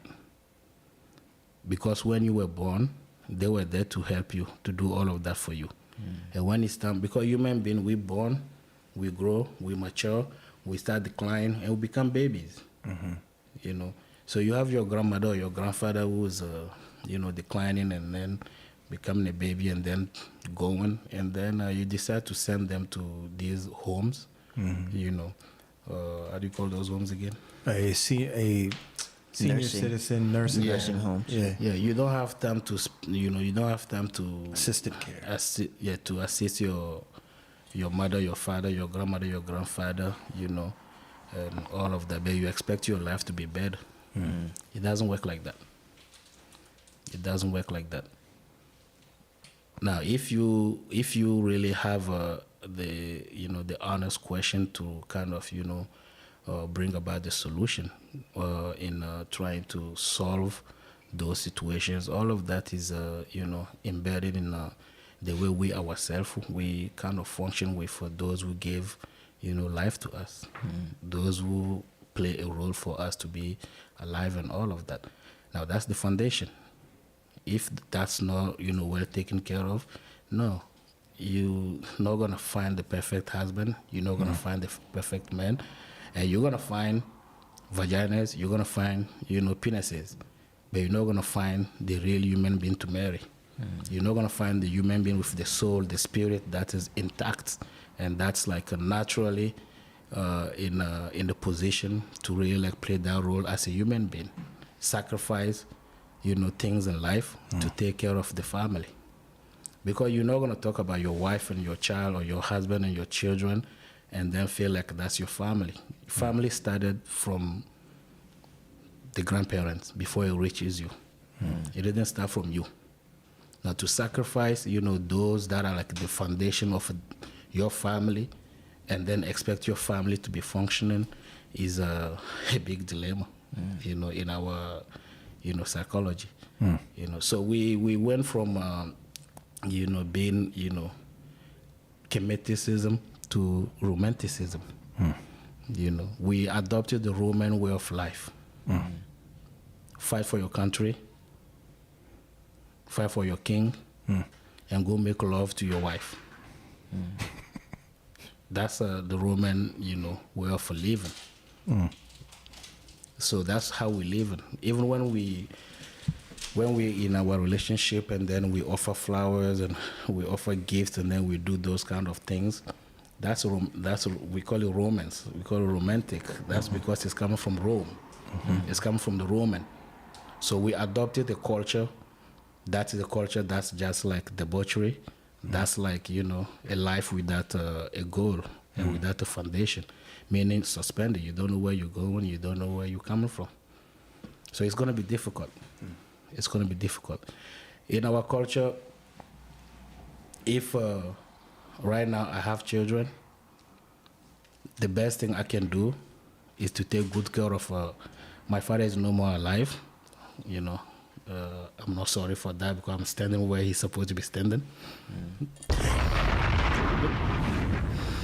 But the point is that my mom is alive. My mom has a sister. My father has his brothers and sisters and all of that. So, if my mom was good enough to educate me to be standing where I'm standing, the intelligent way is once my children reach the age where they don't need me, then I send them to live with their grandmother. I send them to live with the mother, the grandparents, because technically you don't even have time. In the West, you don't have time to be at home to take care of your children.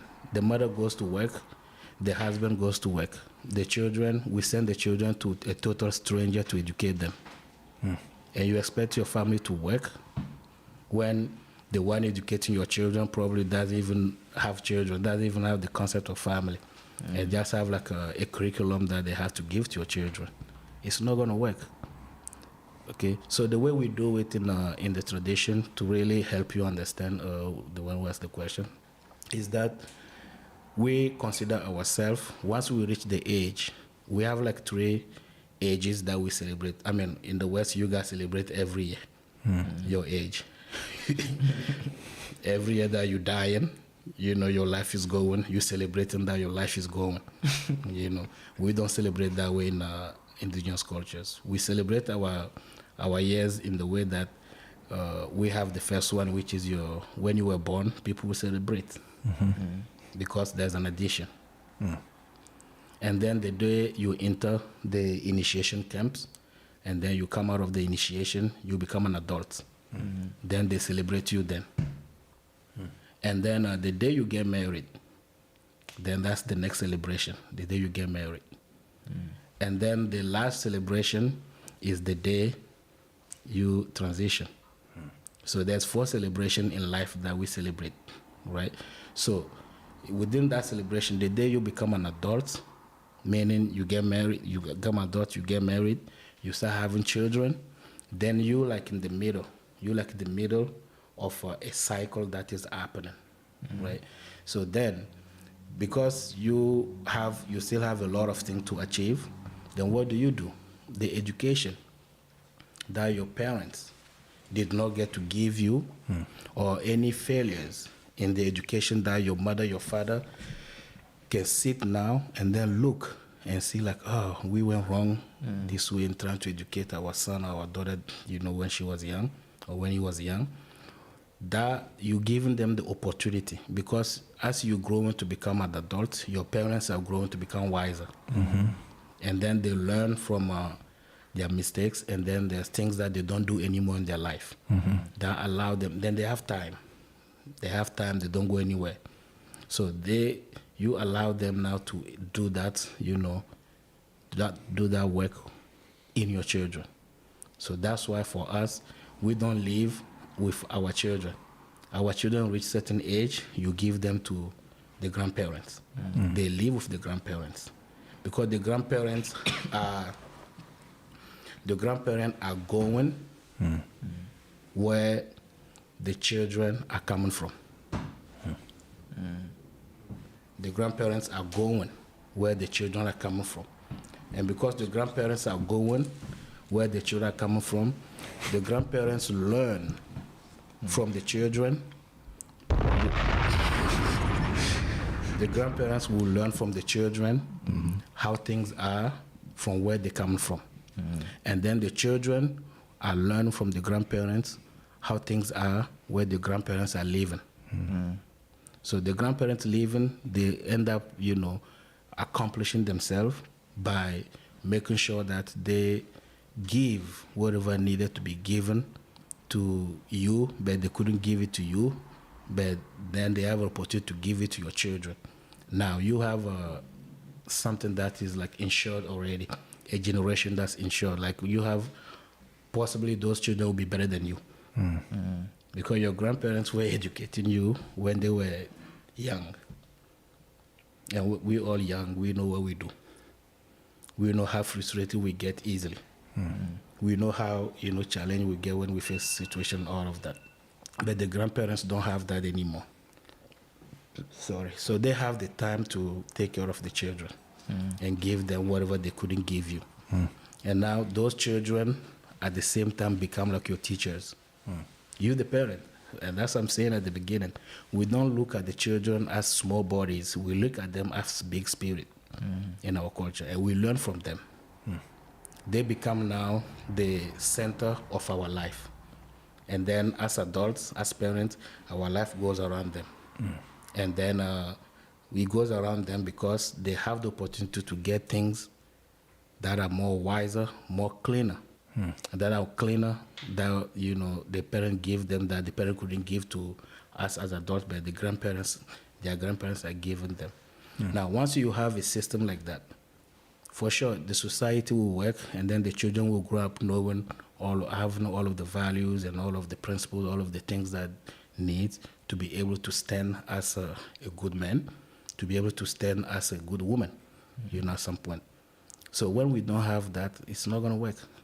It's not going to work. So you give your children to another person to educate them. That's it. You lose everything. You lose everything. So when it comes to, the marriage between two adults, and then those two adults didn't have those kind of predispositions. They didn't have those kind of background. They didn't have the wise person we were talking about. Then it becomes so challenging. Now you have to find something to hide behind. And what do you find to hide behind is what you call love. Then you hide behind it. And then you call it the commitment. The commitment to what? Commitment to what? And for what? So that's where, we kind of, in the modern society, that's where we got stuck. And we haven't, left there yet. And that's why it's going the way it's going. And then we live in a society that promotes pornography. So what do you expect? That's the society we live in. It kind of promotes pornography and then debauchery and all of that. So yeah, that's all we're going to do. Because the women feel like, this man is not doing everything that I need. I'm going to go to the next one. And then the men will feel like this lady is not doing whatever I need. She's not what I need. And then let me go to the next one. And in every relationship, you have at least 7 years to face, the greatest challenges. And if you look at the elders that were able to stay together up until now, and they stay together, and then we'll be celebrating like 50 years of marriage and all of that, it's because that sacrifice was there. And if you really honestly ask them, what did you sacrifice to be able to make it?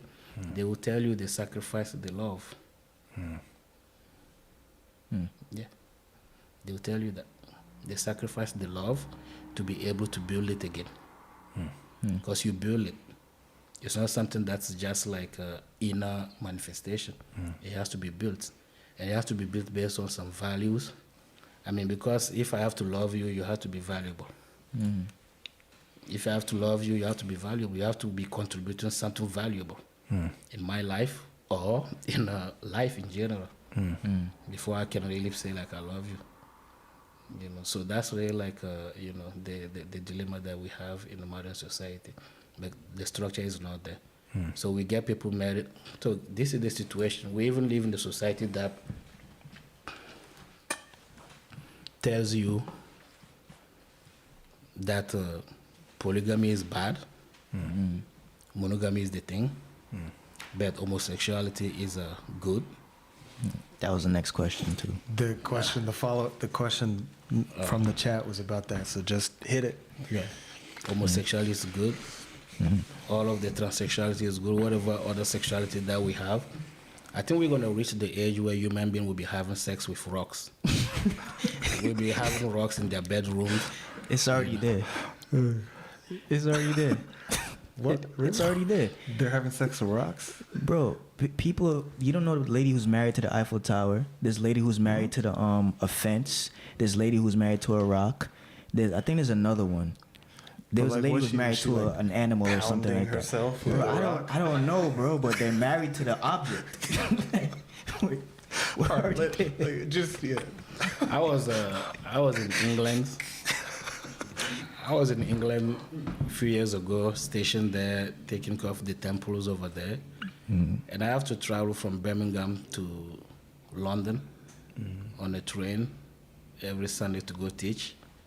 And when I get off the train, I have to take the bus.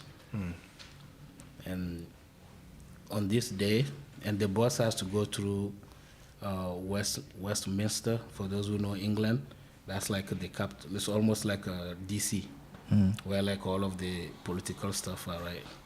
And then I saw people protesting. A lot of people, protesting. There's like a lot of people, thousands of people protesting. And I was reading whatever they have on their, sign. And then they were protesting because the government was drafting a law against face sitting. I don't know what that is. I didn't know. Face sitting.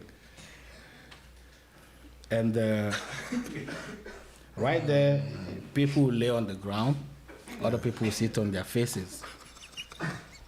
So I was perplexed. I'm like, what? Were they clothed? At Some least? even will pull stuff their pen down. Okay, yeah. Wow. And I'm like, Shout out to Westminster. what Westminster, whatever we call it. So then I'm like, what the? And then I checked on my phone and was face sitting. Dude. And then I text to Google, and I saw what face sitting is. And then I even saw like the rates of people dying practicing that sexuality, that system, And that's the reason why the government was trying to draft the law. But even who give a, I don't know. It's just like you do it in your room. Yeah. The government is not there to see what you do with Yeah. that. Unless you call the government and tell them. Yeah. Just let them draft their law. You can still go do it in your room. It's not like they have camera in your room just checking what you're doing. We're the face sitting police. Have you been face sitting? Yeah. So then, when you live in that kind of society,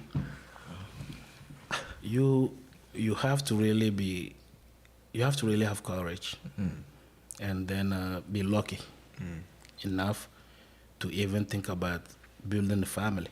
And when I say family, I'm talking about family, male pole, female pole. I'm talking about family, men and women. That's what I'm talking about. You have to be courageous to be able to do that, because everything is drafted to just cause our self-destruction. It's just to cause our self-destruction. So in a society where, you favor monogamy, and then at the same time, you say that the person can choose to leave that monogamy, to divorce. I don't know if you guys see the picture. The picture is this. You're not allowed to marry many wives. You're only allowed to be with one woman. And the day that it doesn't work, you guys can go and someone will declare you divorce. And then you move to the next. Right? But in that kind of society where they give you the poison, I mean, they give you the poison and the medicine at the same time, is dangerous. Because even in that situation, the woman think that it's in her favor, but it's not in your favor. Because once you divorce, you move to the next one.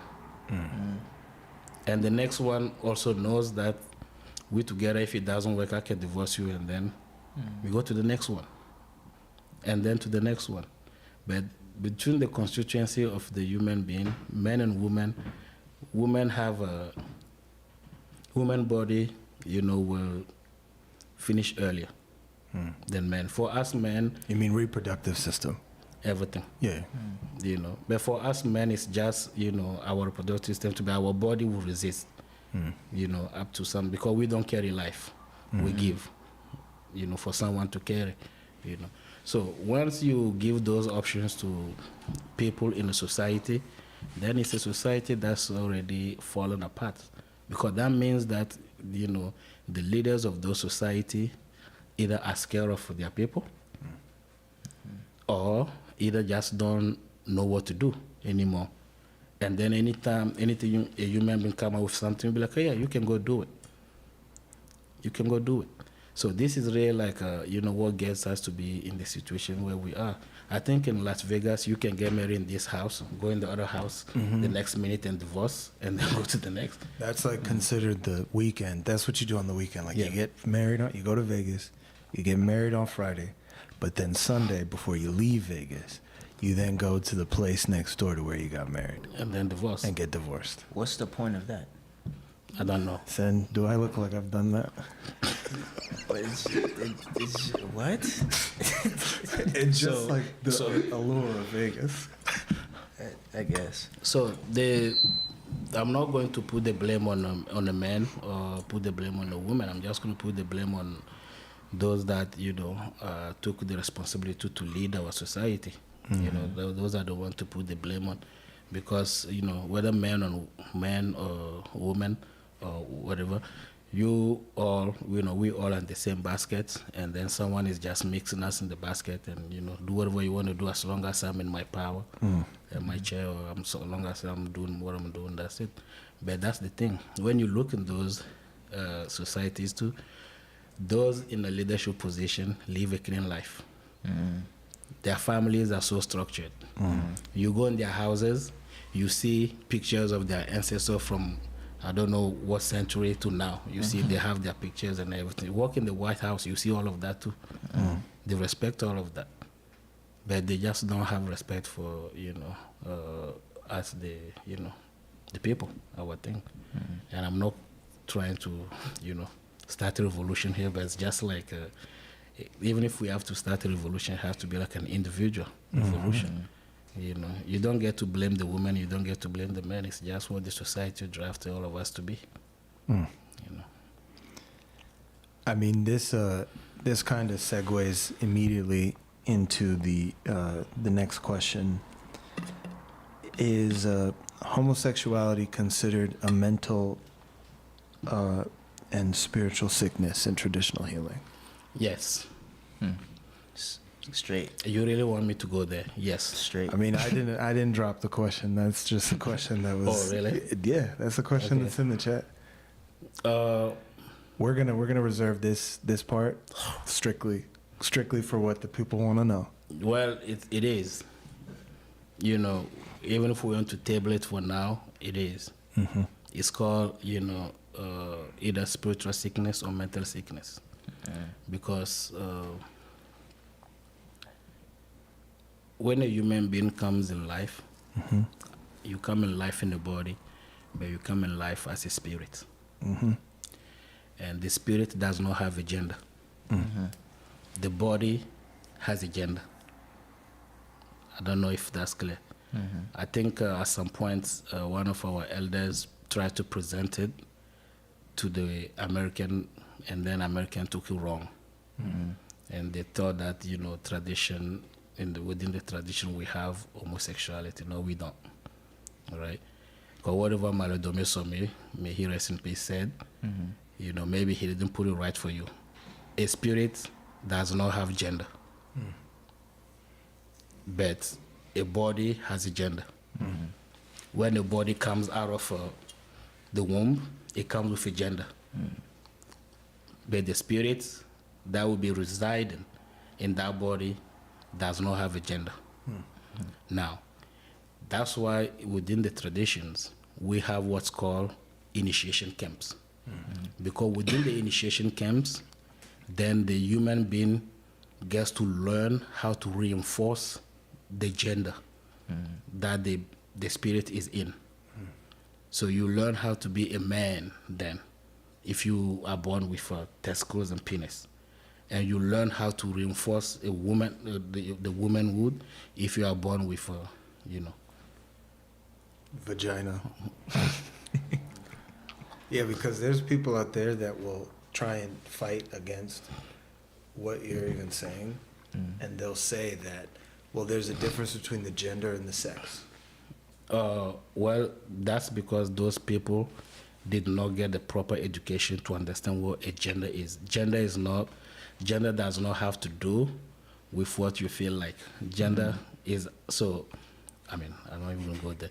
Gender is to have a penis and testicle.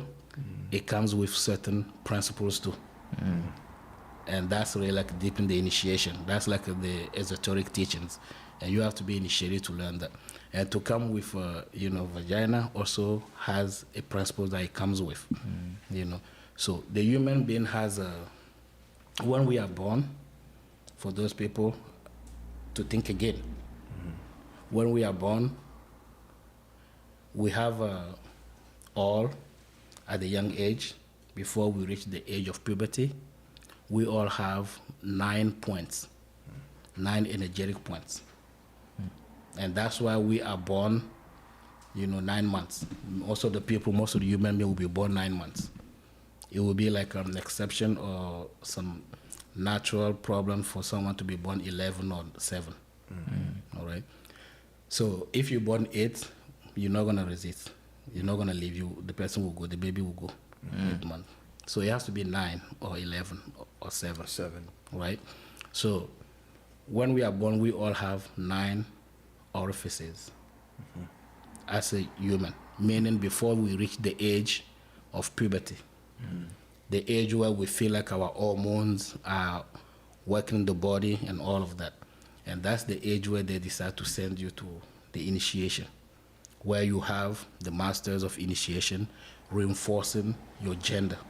And when we say reinforcing the gender, that's like teaching you the principle, giving you the secrets of your own body, what your body is, and then how you can function in the way that your body is in harmony with your spirit. Now, if the body is not in harmony with the spirit because of the lack, or for the lack of the education or initiation understanding of the gender, then yes, you can go out there and say gender is different from sex. But what that sex really tells you? It tells you that you just born in a body that's a male body. From age 0 to now, every human being knows that. So when we reach puberty, the man will remain, the male body will remain with those 9 orifices. Okay, and then the female, by the time the female reach the puberty, to even think about start having like the cycle and all of that, menstruation and all of that, that female now will start developing 2 more orifices, which make now the female body have 11 orifices, and then 9 for the man. So with that, already there's a difference in,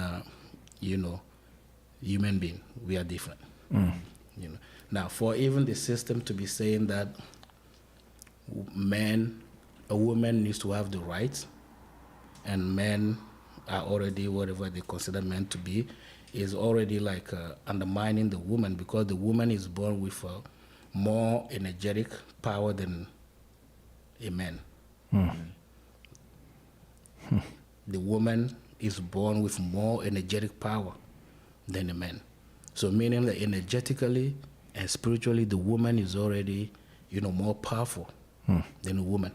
So I don't know why they will consider a woman to be like weak, and then the man is the strongest, and then the woman needs to have the right, and then the man doesn't need to have the right. So that's like, again, that's like when you hijack a society or you hijack a group of people, you just don't know what to do. Because when the Romans came to, conquer the indigenous cultures and all of that, they burned the libraries before they ask, why were you doing this? Because they come and then first there's no talk, first thing, let's kill everyone, burn everything. After that, how were you guys leading? How did you guys build these pyramids? How did you do this? Well, dumb ass, you burn everything. It was better to start from there first. Yeah, at least, how did you do this before I destroy some of it? At least start from there. So we live in that kind of society where we destroy everything before we question, wait, what was that? What was it? Shoot first. Exactly. And act later. They try to do that, right? The children, saying like the children can choose their gender, when they're like in the first grade, second grade, and all of that. That's like killing them before even they get to really like, know who they are and all of that. So that's a big problem in the society. But we can go deep into that because those are like very initiatic teachings, esoteric teachings. So we can go. I mean, you touched on a lot so far. So, for those that are going to be like, they're dodging the question. It's not. We're not dodging the question. We're not dodging it. We're just, hey, we're not going to answer it. Anything we say, that's the thing. When this show happens and then we follow and then we see how people comment and people are slandering, this show and all of that, I'm like, everything that we say is on archives. We didn't just sit down and make it up. We have archives. We have like living archives and we have like archives themselves too. We just don't have books or things sitting and then we try to figure it out. We have people also living who have the knowledge to decode everything for you, and we still have that in our culture. So we just don't come and then sit here to make up things, So there's another question in here that says, would it be?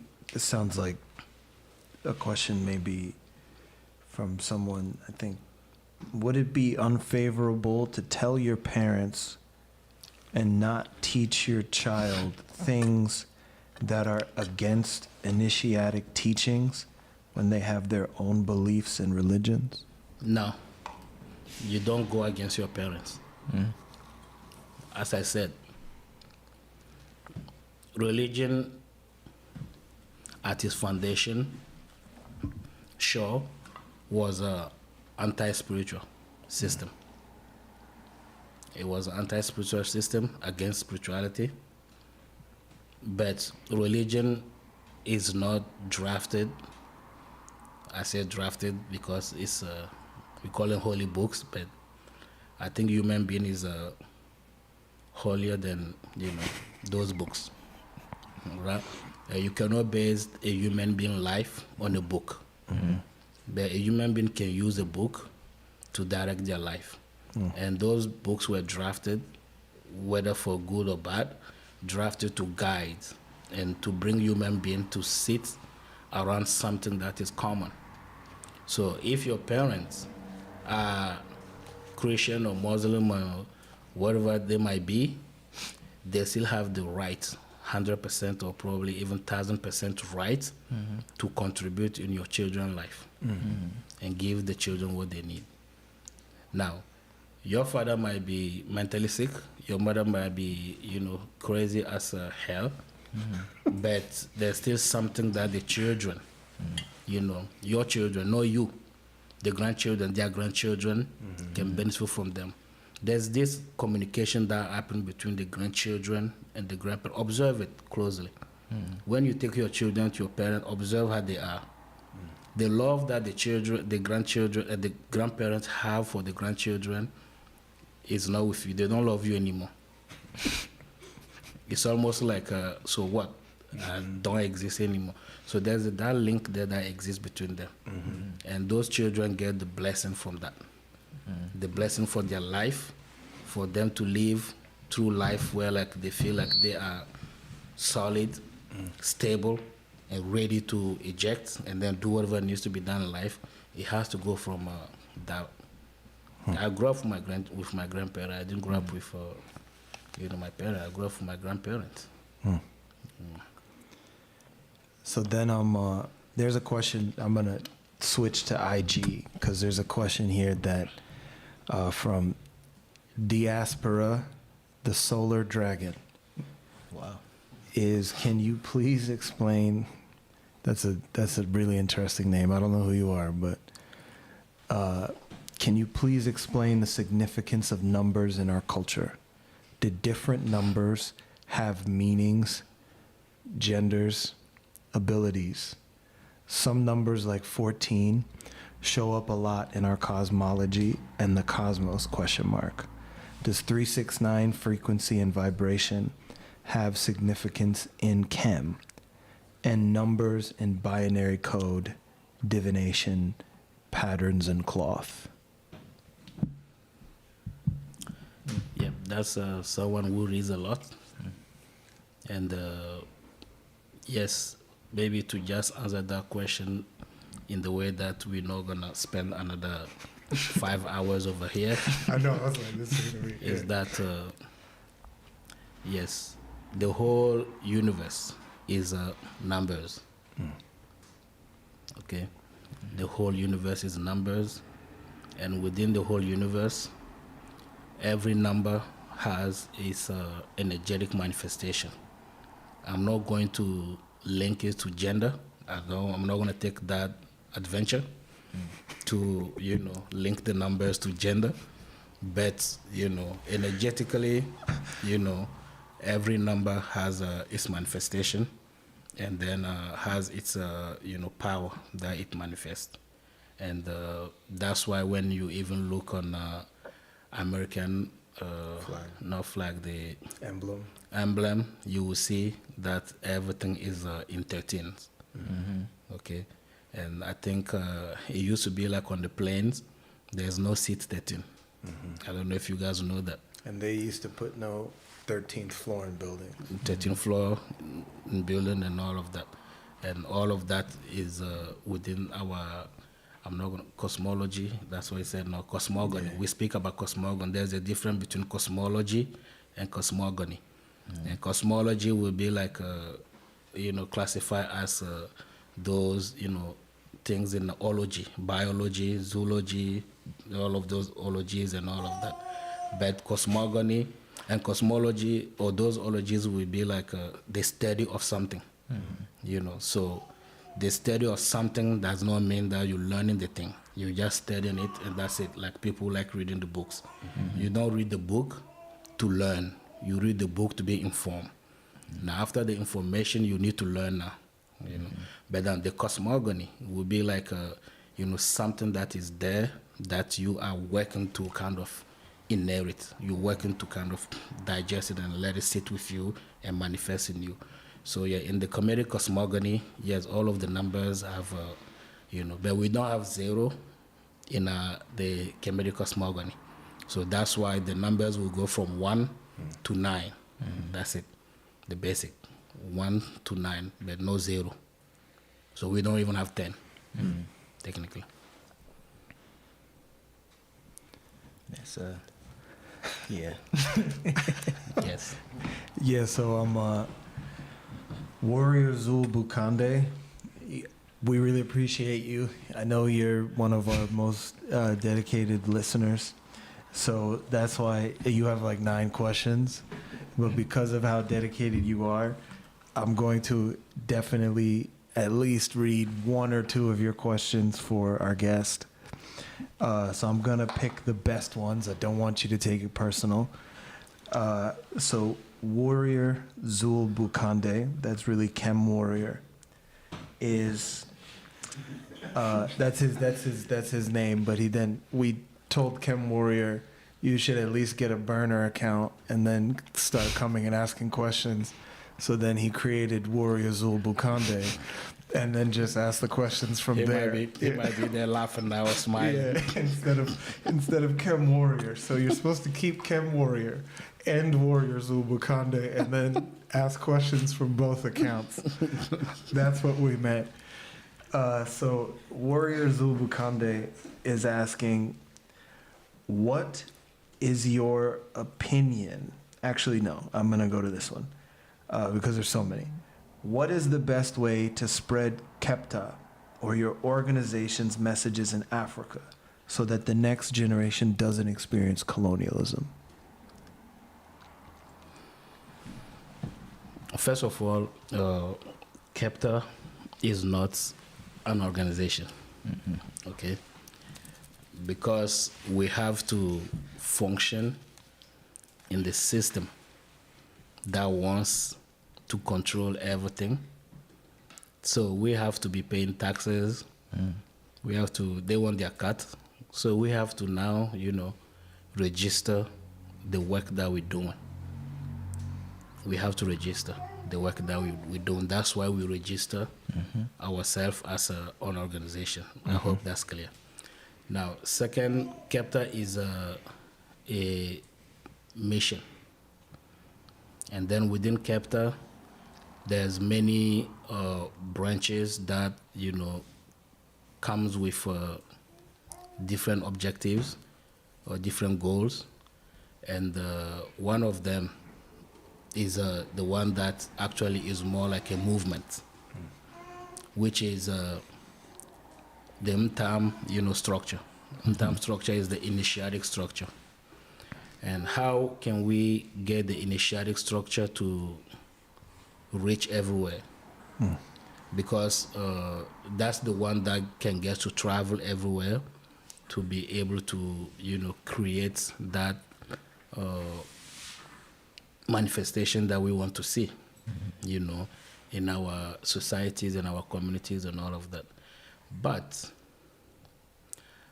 I'm not really trying to disappoint you, Warrior. Zul Bukande, because for all of these years that we've been doing this work, we happen to experience a very unfortunate and sad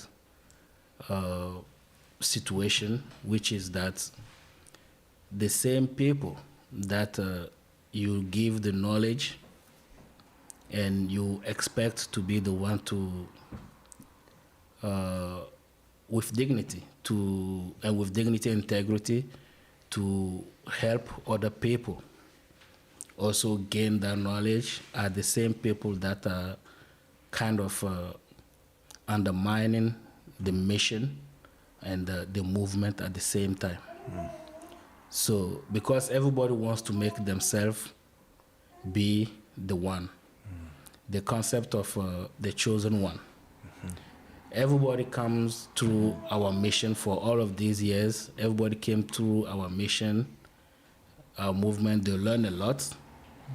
And without even discovering the roots of what they're learning, the information they're receiving, without even knowing what it's about and where it's going, they feel like they know enough to go out there and then become the chosen one to do that. But even to go out there and to become the chosen one, we'll need for those people to stand on some principle and then to also understand what is the roots of this, or what's the principle of the knowledge that you learn. And now when they go out there and they face the challenges of it, now they will feel like it's because the Earth Center is still existing. That's why it's the way it is. So let's kill the messenger so that we can become, the messenger. So we gather that experience. Marcus Garvey started his mission, same thing happened. Martin Luther King started his mission, same thing happened. What's the X?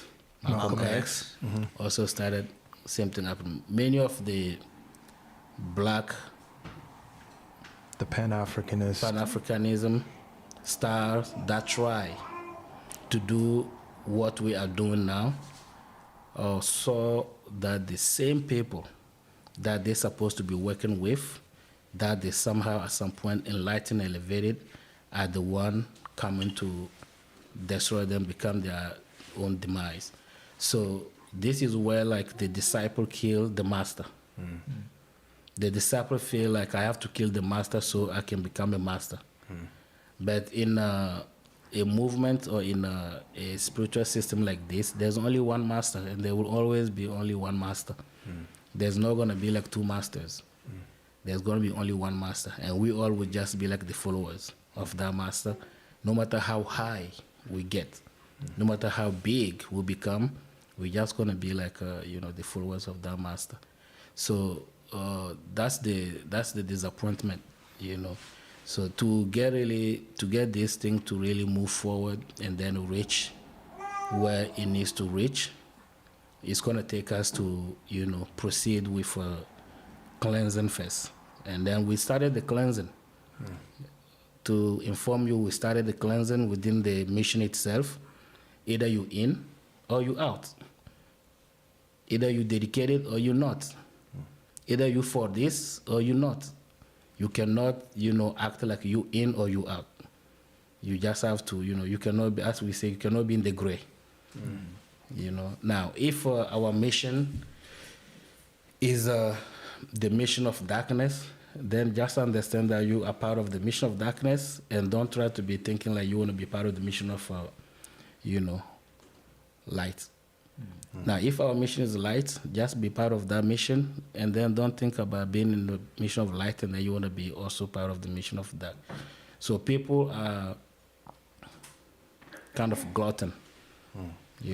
We experience a lot of glutton, attitude where like it's difficult now to really bring everything the way we want to bring it. That's why at this point, Kebtah, is on pause, on trying to expand until because you don't want to be working with people that have fear in their belly and that has distrust, for their leaders, or that has distrust for the mission, or that, feel like they themselves want to be one thing different from what their master or different from what their school or their temple wants them to be. Once you have that, it's better you pause, then you sweep, you clean, and then, you restart everything. Now, it's not a movement of people. It's a movement of quality, a movement of dedication, a movement of commitment. And that's something that, is too big to ask from, people, especially people in the West. And I saw I think he's the one who asked the question about Pan-Africanism too. Yeah, he asked all of those. Yeah. Yes, originally we will call this mission a Pan-African mission, but this comes to be the right hand of the Pan-African mission that I don't know if you know about the Pan-Africanism in Africa itself, the way it started in Africa, and the way it expanded to the diaspora and all of that.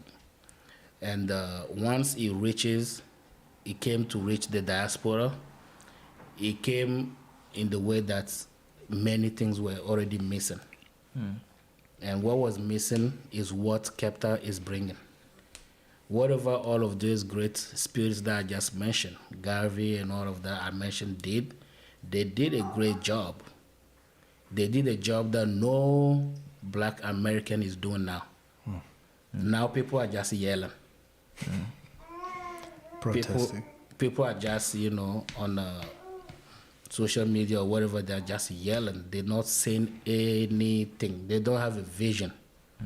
They don't have a path. They don't have a destination. That's what we're dealing with right now. And Kebtah was something that was coming to bring that right hand, that the Pan-African liberation movement needed, which is culture and spirituality. You cannot be a Pan-African without a culture and without a spirituality. Originally, when Master Naba was part of the Pan-Africanism in Africa, they were obliged to learn languages first. They were obliged to go reside in villages that you don't. That's why he gets to travel in over 120 countries. You have to go reside with the people, learn their language, learn their culture, different from yours, before you can get to come and sit as a Pan-African. You cannot just be speaking only, one language and just know only one culture that's from your village and think that, you can go out and say that you are a Pan-African. No, you just a pan your village. Like a panhandler. You're just a panhandler, pan your village, you're not Pan-African. So to be a Pan-African, you have to be able to travel and then collect and then reinforce yourself culturally, spiritually, before you can bring the political and the intellectual aspect of the mission and the movement in it. And that's what, if you check what's happening now in Burkina Faso, you check what's happening in Mali, you check what's happening in Niger, in Guinea, well, big up to our presidents, Ibrahim Traore, thanks you for the job that you're doing, because that's the younger generation, or the new leadership now is understanding that the liberation of the people starts from the culture. You have to free people by allowing them to get the culture, digest it, understand it, and then, uphold it. After that, then you put spirituality on top of it. Now, anything else is just brain. Every human being is born intelligent. But what is missing is the culture. How well have you been educated? How well have you been initiated? So those new leaders are doing that, and it's working. To be able to kick France out of our countries, I mean, that's a dream that we all were having. We didn't know it's just going to happen while we're still alive. So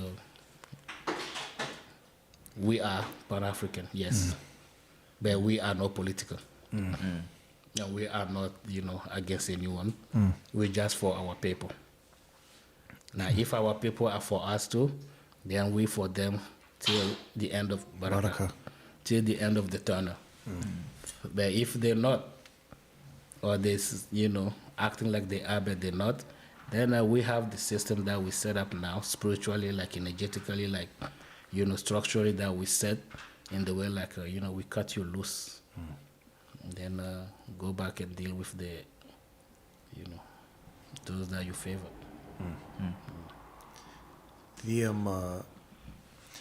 This is going to be the last question before we move to rapid fire.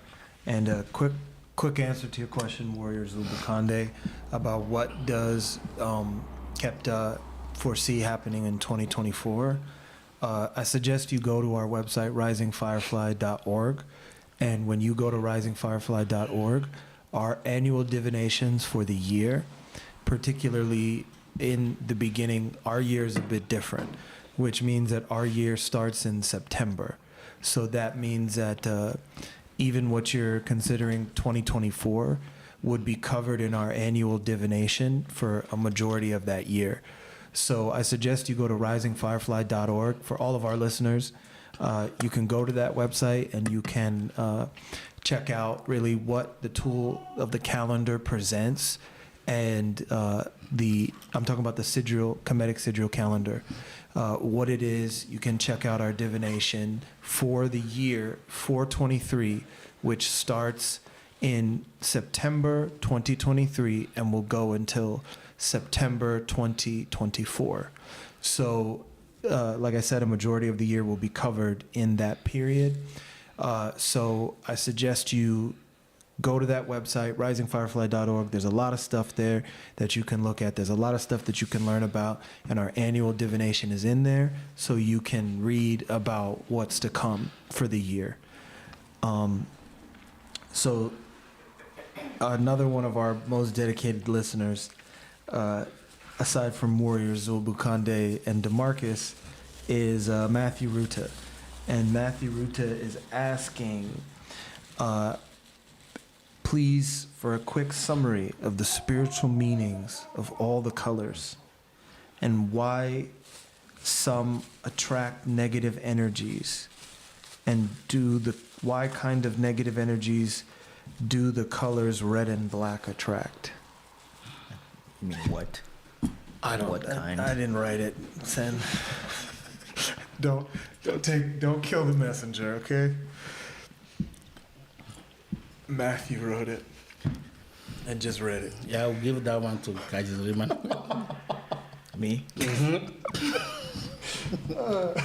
Oh, well, for a quick summary, you can say, like, when you think of, like, something that is pure, then you can think of something that's white, because, like, with white, it has, like, an absence of color. So the absence of something means it's, like, it's pure. It hasn't been tainted by anything. So that's why you can say, like, if you have a white shirt and then you spill something on it, it's no longer pure, because now it has a color or an addition to it. So white in itself would mean, like, pure. Now, when it comes to black, when you even think of black, most people, when they wear black, you can kind of notice that you take in a lot more heat. Like, black is often a color that's used to, like, keep warm in the wintertime, I'm sorry. And that's because black absorbs energy. And the energy that it absorbs, most of the time, it's really, like, negative things. So you would see, even, like, traditionally, black is, like, a color that's used for kind of, like, taking off negativity or, like, a cleansing. And red also is, like, you can see, like, when you look at the stop sign, it's like, stop, be cautious, there might be danger. So the red kind of represents things that might want to attack, like there's a caution. So it also kind of goes with the black, because those are things that you might not want in your life, things that would kind of, like, come at you with, like, attack. So the red would be used for that, to take off those kind of things as well, spiritually, just as a quick, summary. Yeah, we teach that, you will get that in the initiation. I think Matthew, right? Yeah.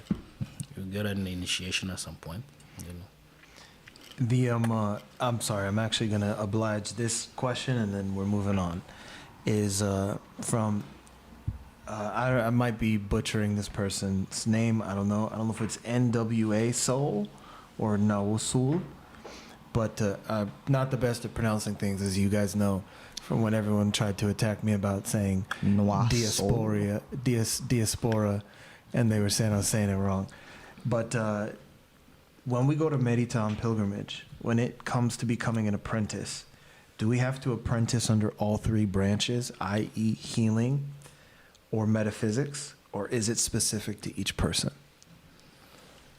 Yeah, it's you have to have a speciality that you are known for, but that doesn't, mean that you don't need to learn other specialities, because at the end of the day, you have to be universal. Mm-hmm. When you go to university, it's called university because you're supposed to learn everything over there. But it's just sad that you go to university and then they get you to learn only one thing. And then you only get to be a doctor and professor and that thing. Right? Right.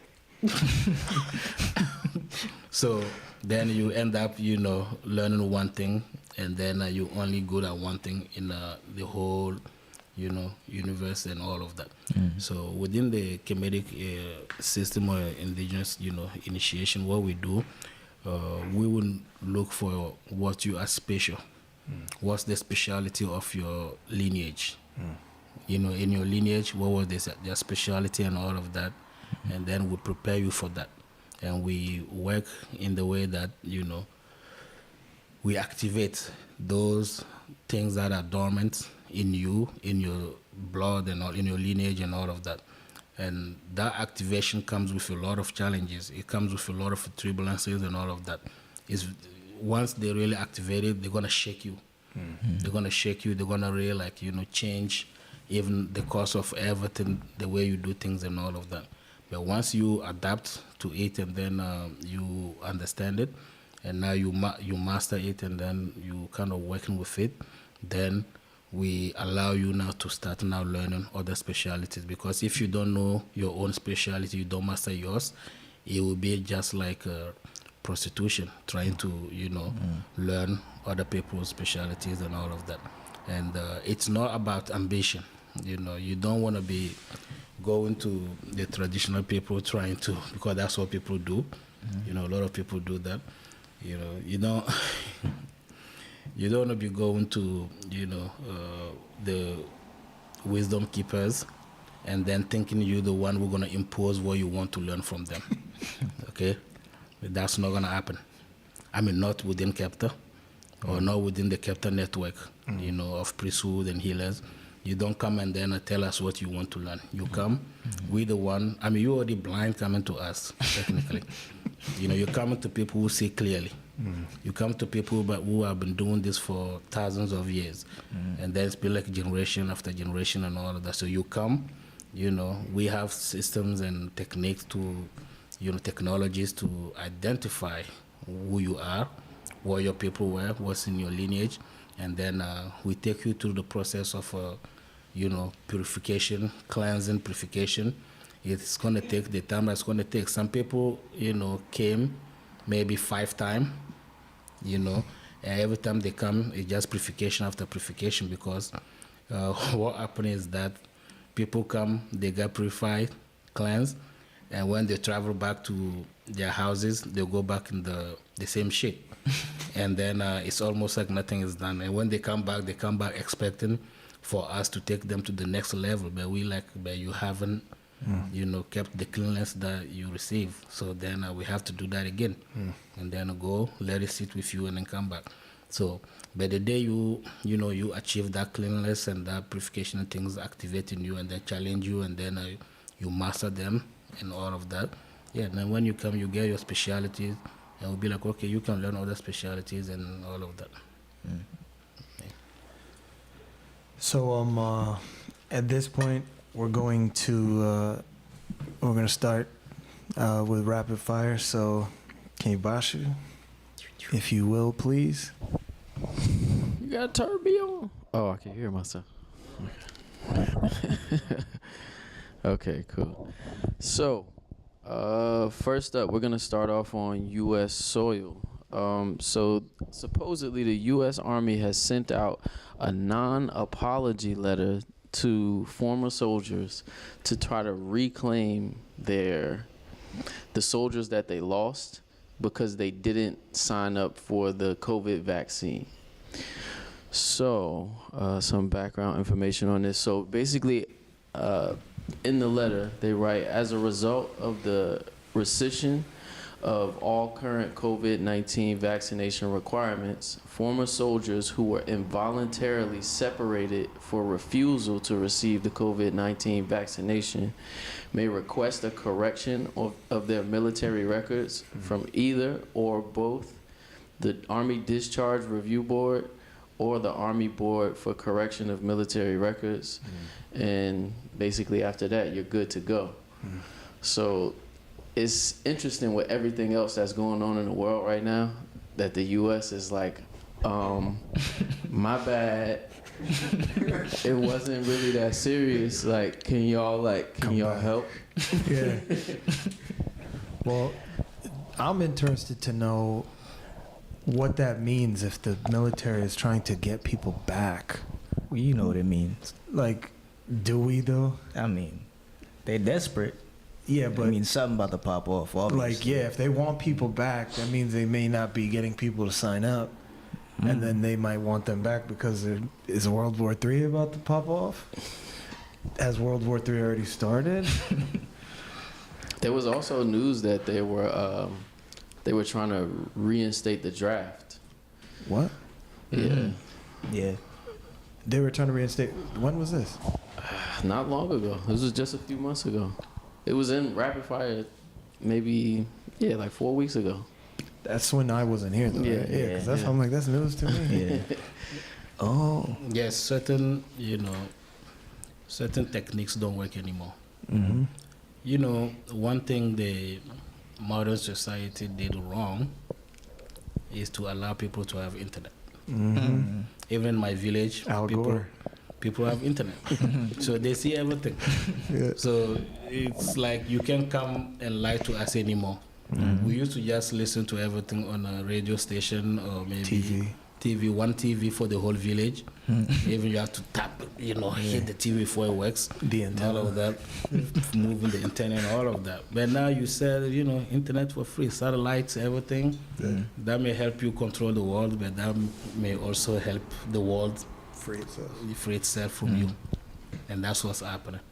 I mean, I think that's what Putin said at some point. I love Putin. I love him too. Who doesn't love Putin? America, the U.S. Army. Well, I'm sure deep inside, as an individual, Yeah, they love when him. they're not wearing their uniform, I'm sure they love him too. Yeah. So the point is that he said even the Third World War would not really even be like a weapon or anything anymore. It's just going to be like information like this. And then if people have to fight, it's going to be rocks and throwing rocks at each other and then sticks and all of that. Because I don't think anyone will take the chance to, launch any big weapon that they think they have. It's not going to happen that way. But it's just sad that, you can give birth to your child, then expect something for your child, and then the institution can just come and be like, you're going to kill other people somewhere, and we pay you for that. It's a good check too. Yeah. It's a good check. A lot of good benefits. If you can spend it. Yeah, if you can spend it. Yeah, well, Good benefits. That's the problem. And bad spiritual karma. Terrible spiritual karma. That's one of the things that even stopped me from going to college. What? Because when I went to sign up for college in Pennsylvania, I was not signed up for selective services, and they wouldn't let me go to school. So they wouldn't let you go to college? No, you can't go to college unless you're signed for selective services. So that's selective services. That's a draft. Yeah, so if Technically, there's a war, Yeah. there's a draft, they There's need you. You go, you sign the Yeah. contract, you go. You can't. Well, I never went to college, Yeah. so I didn't know you had to do that. Yep. Yeah. No. US of A. Yeah. Well. Good for you. All right, next up, we got riots have erupted in Dublin, Ireland, the land of Tiasta, after 3 children were stabbed by a supposed migrant. Oh. So, according to BBC, 3 children and a school care assistant were injured in the stabbing on Thursday in Dublin city center. I don't want to butcher the guy's name. Ciao Benicio. He was a fast food courier. I guess he was doing, DoorDash, Uber Eats, whatever. He was riding past the scene and stopped to intervene. This guy was actually a migrant himself. So basically he was saying the reporters stopped him and they asked him after the whole incident happened. He was like, people are saying that the protests that broke out afterwards are against immigrants, and I'm an immigrant myself, and I was the one to help. And then he said they might have used the attack in the morning as an excuse to do what they did, speaking about the riot.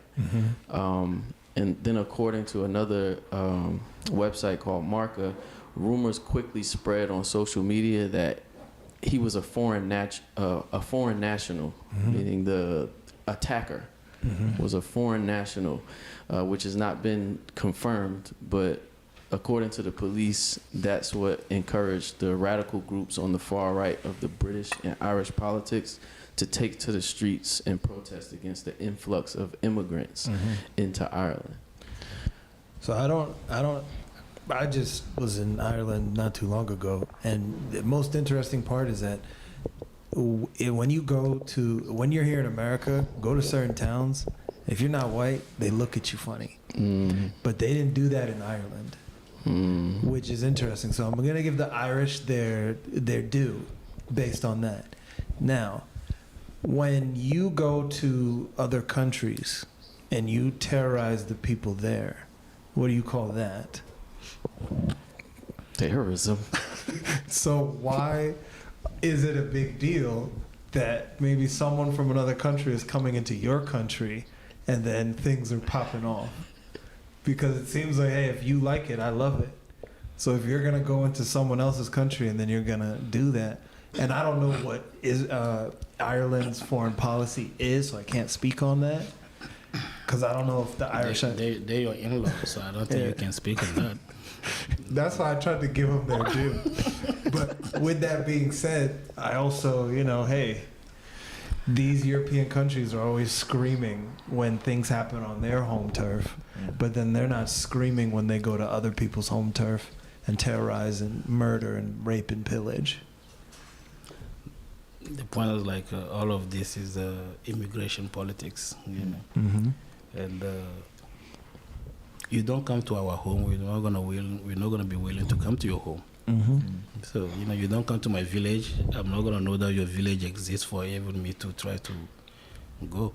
And if you come and you take my coffee away, my gold away, I want to go and see what that is about, and then I want my cut. Mm-hmm. So that's though that you call immigrants, it's just we all are just immigrants technically. So we're not poor.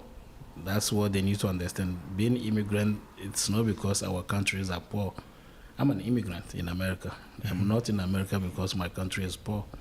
I'm in America because America, England, Canada, France, all of them are taking our wealth away. Yeah, so we have to follow the wealth.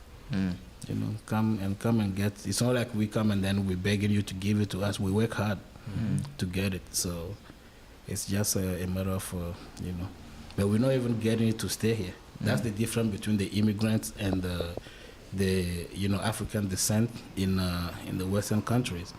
The African descent just want to get the wealth and then remain here. But we want to come and get our wealth and go back and then rebuild our countries.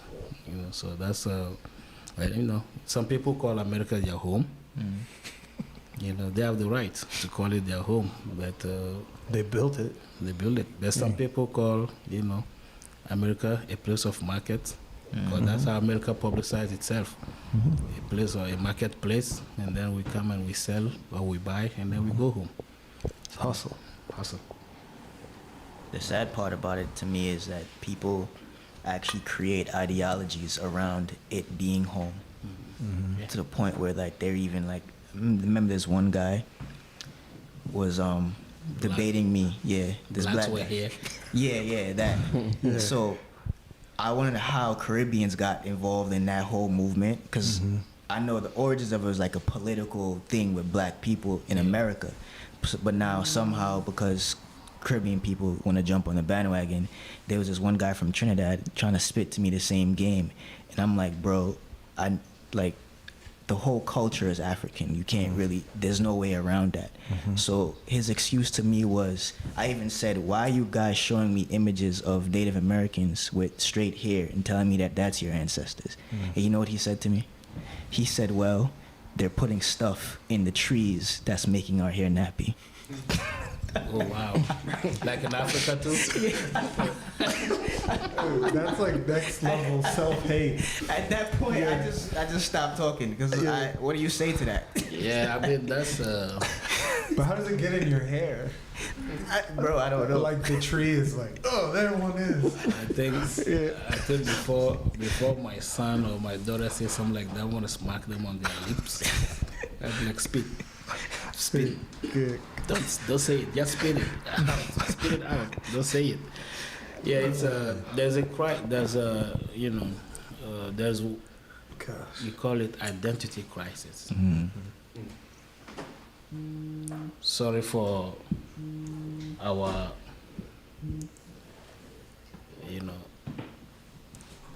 our states as people of color in those countries.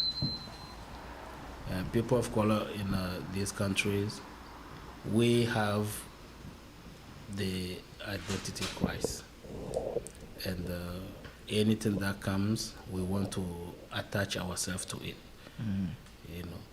And the identity is just, something that you just have to have the courage and then go back to it, collect it, and work with it with pride. It doesn't need to be, the white man will respect you if you're not trying to be like him. Only if you're not trying to Only. be like it. Only if you're not trying to be like him. If you're not trying to dress like him, you're not trying to eat like him, you're not trying to live like him, you're not trying to, anytime you're sick, you're not going to him, you're taking care of yourself. You want your food, you're not going to Walmart or whatever I have a good friend in Walmart, so I'm not going to use that one. And then, when you're not trying to do all of that, that's the only way, the white man will respect you. Apart from that, everything else you do, if it's what he's providing, I will not respect anyone that I'm feeding. Anyone that doesn't know how to plant a corn, and I have to be the one to plant it, and then serve it, and they just have to work and come and buy it, I will not respect that person. So you call this place home, but you don't have a land. So you have to have a land before you call it home. So identity is linked to the land. That's why Chinese will go home to China. They live in America, they make wealth, and then they go home to China. Mexican, they come, they do their thing, they go home back to Mexico. Everybody go home, and then black people, we don't go home. We want to claim that this is our home.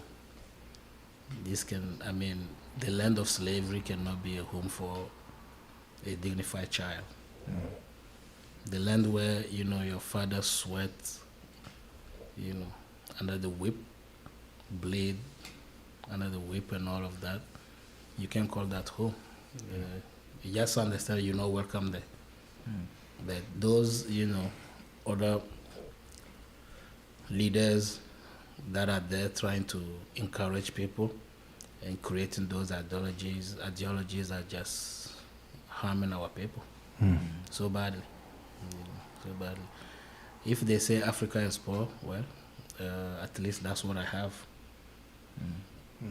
You say my village is poor, that's all I have. I don't have anything else to, attach my identity to. That's the only thing I have. But because of that, I'm not gonna sell, my identity, my integrity to attach myself to a land where I'm not welcome. So it's just easy like that. What would you say to because a lot of people would say, well, we don't know where in Africa we come from. Do they know where in America they come from? That's a good point. If you live in New York, you live in Brooklyn. I don't think Brooklyn, was built by your ancestors. It's not the land where your ancestors were, born. You came in Brooklyn, so it's just, some excuses that, just show how coward we are. We don't have the courage to accept our poverty, to accept our place where we are. And that's all the white man is telling us. He knows we are so attached to this that we would not accept to leave.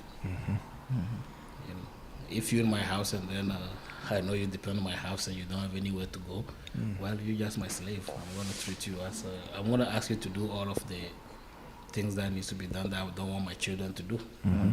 That's how it's going to go. So it's just pure logic, but people don't function based on logic anymore. People want to be emotional. They want us to have compassion. But compassion, we've been having compassion for what? Since Garvey all the way to now. It hasn't been working. So then just be realistic and understand that we have to go home. That's it. Just go home. But don't expect home to be pleasant. That's the thing. Don't expect to be pleasant. Because home, we are hard workers. Okay? We are hard workers. And those that were taken away to come and build America, it's because they were hard workers. That's what. Now, if we get to be born and to be like the descent of those ones, and then our hard work is just continuing, doing what our ancestors were doing, under the, whip and all of that, and now we just feel like that's our dream. We have to do it. Then we just, ungrateful to the sacrifice of our ancestors. Speaking of home, let's talk about a place that's close to the place that we know as home. Hamas-Israel ceasefire has been broken. That's even home. That's home. That's home. That's home. They're just fighting on. They're just fighting on something that doesn't belong to them. Huh. Whether Israel or Hamas, Israel or Palestine, all of them are fighting on a piece of land that none of them, know what it is and who it belongs to. So He wants me to drop a bomb. yeah, that's what, do. how can you, that's why they even have to call it Middle East. How can the East have a middle? So it's just like simple like that. So it's home. It's all of those territories are part of Africa. That's why they connect you to Africa. Now, you want to come with imperialistic, ideology to function in a place where only, culture and great civilization really function, you're going to fight. They're going to fight. They're going to keep fighting until, I'm saying it here, they're going to keep fighting until they realize that they have to appeal to the African royalties and dignitaries to help them solve their problem. Because whoever decided to give them that land, that's England, right? Yeah, so they sat down somewhere there and then decided on something that they don't belong. Just how they sat down and decided to split Africa into, small pieces and all of that. So that was like, when internet didn't exist, but now internet exists. So we all know what it is and then we can express ourselves too. So what were they saying? So the ceasefire was brokered by Qatar.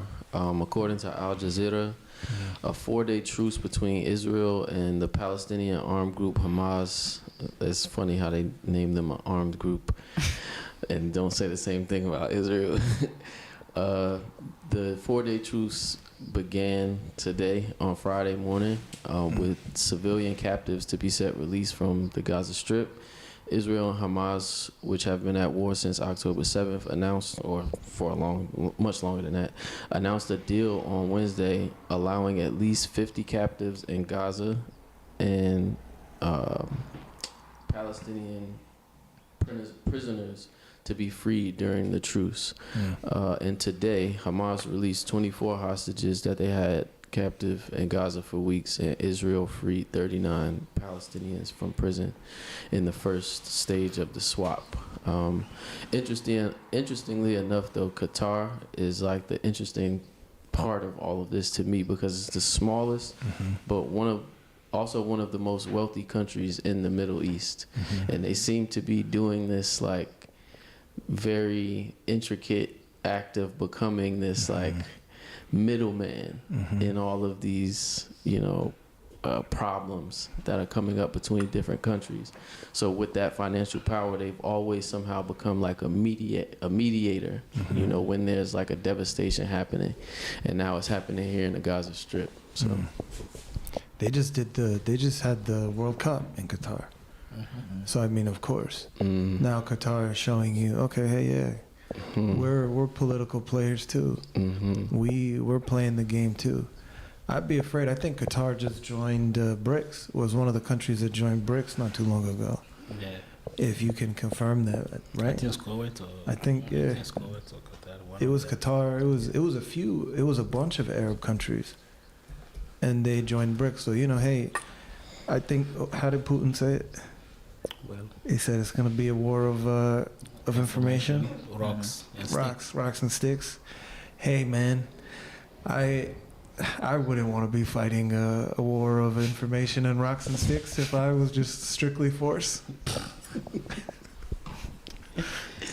Yes, yeah, it's bad, how our politics are functioning now, and even the last General Assembly at the UN, the message was clear, and I hope the UN will listen to that message, and because already it looks like America and Israel and all of that are already kind of committing a coup d'etat, in the UN, but they're not, all of the countries are not seeing it. But I think African countries and some countries came and told them, you guys need to understand, like, you don't exist anymore. UN, your principles don't function anymore, and then, we need to change. And I hope they will change, and then we'll see. I think it's already. It's not going to change though. Yeah, I think it's already. Yeah. I think this is just.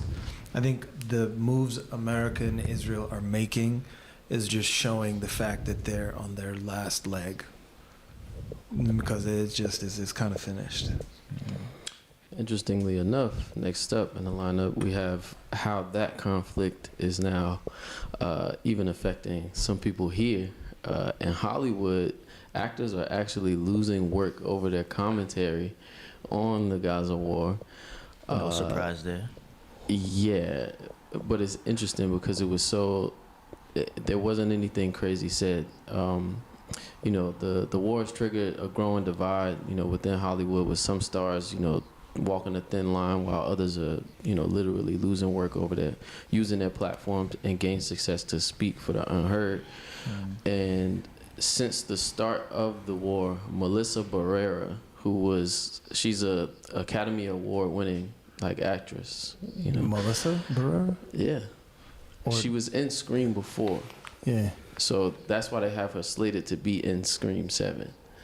So she's been using her social media platform frequently to showcase her support for the Palestinian cause and share information, yada, yada, yada.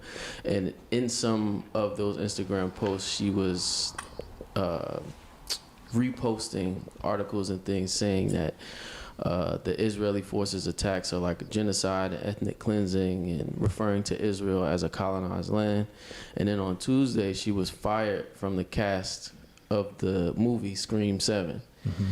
And then Spyglass Media Group, which is the production company that's behind the movie, they said in a statement on Tuesday that we have zero tolerance for anti-Semitism or the incitement of hate in any form, including false references to genocide, ethnic cleansing, Holocaust distortion, or anything that flagrantly crosses the line into hate speech. And this lady, had previously spoken out against anti-Semitism as well. And then she said, it's important for me to clarify that when I say free Palestine, I don't mean in any way to kill all the Jews, she said. So. Yeah, I mean, for people that don't know, one of the most powerful, the two agencies that run Hollywood is WME and is CAA, and I can't remember which one he runs, but the one, his name is Ari Emanuel. That's who they based, for people that watch Entourage. That's who they based that character off of. They based it off of him and somebody else, and. What people don't know is that he's responsible for running Hollywood. That guy, Ari Emanuel. He's a very powerful figure in Hollywood. And he's the brother of Rahm Emanuel, the mayor of Chicago after Obama. So for those that don't know, they say in Hollywood that Ari Emanuel is technically just another extension of the government there in Hollywood, maintaining the government's agenda. So, yeah, of course. I mean, Hollywood is basically run by the you-know-who's. Yeah, exactly. So it's not really a Don't surprise. say it. Kanye said it. Go ask Kanye. Yeah, I mean, I don't see anything wrong. Yeah. Someone saying stop killing people. Yeah. Right. I mean, I think that's what she just said. It's not really like she said anything. Anti-Semitic. Yeah, it's like stop killing people. Yeah. Whether those people are from Gaza or Palestine or from Burkina Faso, just stop killing them. Stop killing. That's it. Killing people shouldn't. I mean, we went back like in a dark age. Mm-hmm. And that's what we want our children to see on the news every day. It's okay to kill, To kill. as long as you can justify it with good enough Right. political reasoning. So just killing is just problem. That's it. Yeah, and I think Now you kill a chicken and then there's a problem. you kill a dog, You kill a dog and there's a problem. big You problem. kill a goat, it's a problem. Man. And you can just go kill people and all of that, and then be like, yeah, we defending ourselves. Man, you don't understand that It person. doesn't make sense. That dog called me called me this, called me that. Okay, that's fine. The dog was anti-Semitic. It's okay. No problem. Yes, it's messed up out here, man. Next up, speaking of animals, right? Oh gosh. Animal rights professor is promoting zoophilia Oh in my God. a new article that he's published. Zoophilia? Right, I wasn't familiar with the term until today. So, in other words, that's bestiality. And So having sex with animals. this Princeton professor has sparked a backlash from Twitter users after he urged his followers to read and ponder a thought-provoking article promoting bestiality. Ivy League lecturer Dr. Peter Singer, 77 years old, shared a report called "Zoophilia is Morally Permissible" this week with his 124,000 followers, prompting a tidal wave of horrified replies. The piece, which was published in the Journal of Controversial Ideas in September, argues that animals can consent to sex with humans by giving indications and that it may not be harmful for them. Bestiality is a crime in all states apart from Hawaii, New Mexico, West Virginia, and Wyoming. If I meet anyone that lives in Hawaii, Wyoming, West Virginia, and what was the other one? Wyoming. Wyoming. We can't be friends. Yeah, I mean, I don't know. I can't even. But you know how they say, like, if you want to learn who controls you, learn who you can't criticize. So you telling me that the Jews and animals run this society? All of it. I was just thinking about something. I'm like, so. Oh man. How do the animals consent? No, not even that. How do the animals mate feels about someone coming and taking their partner? Yeah, exactly. Like, you come and take, the partner of an animal, which is an animal. Exactly. How does that animal feel about, even if the other animal consent? Yeah.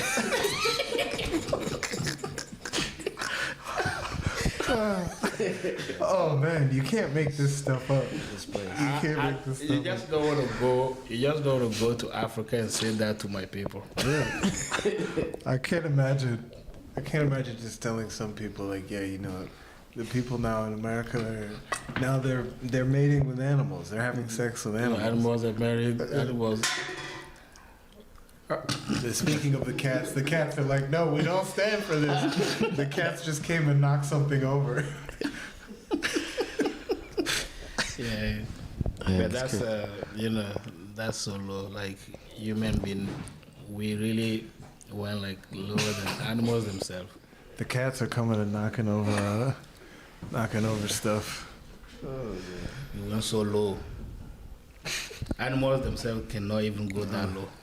Yeah, we really went so low. The cats are even here just coming to echo Naba's sentiment Yeah. and say, yeah, tell these people what they're doing Stop is taking wrong. our mate. Yeah.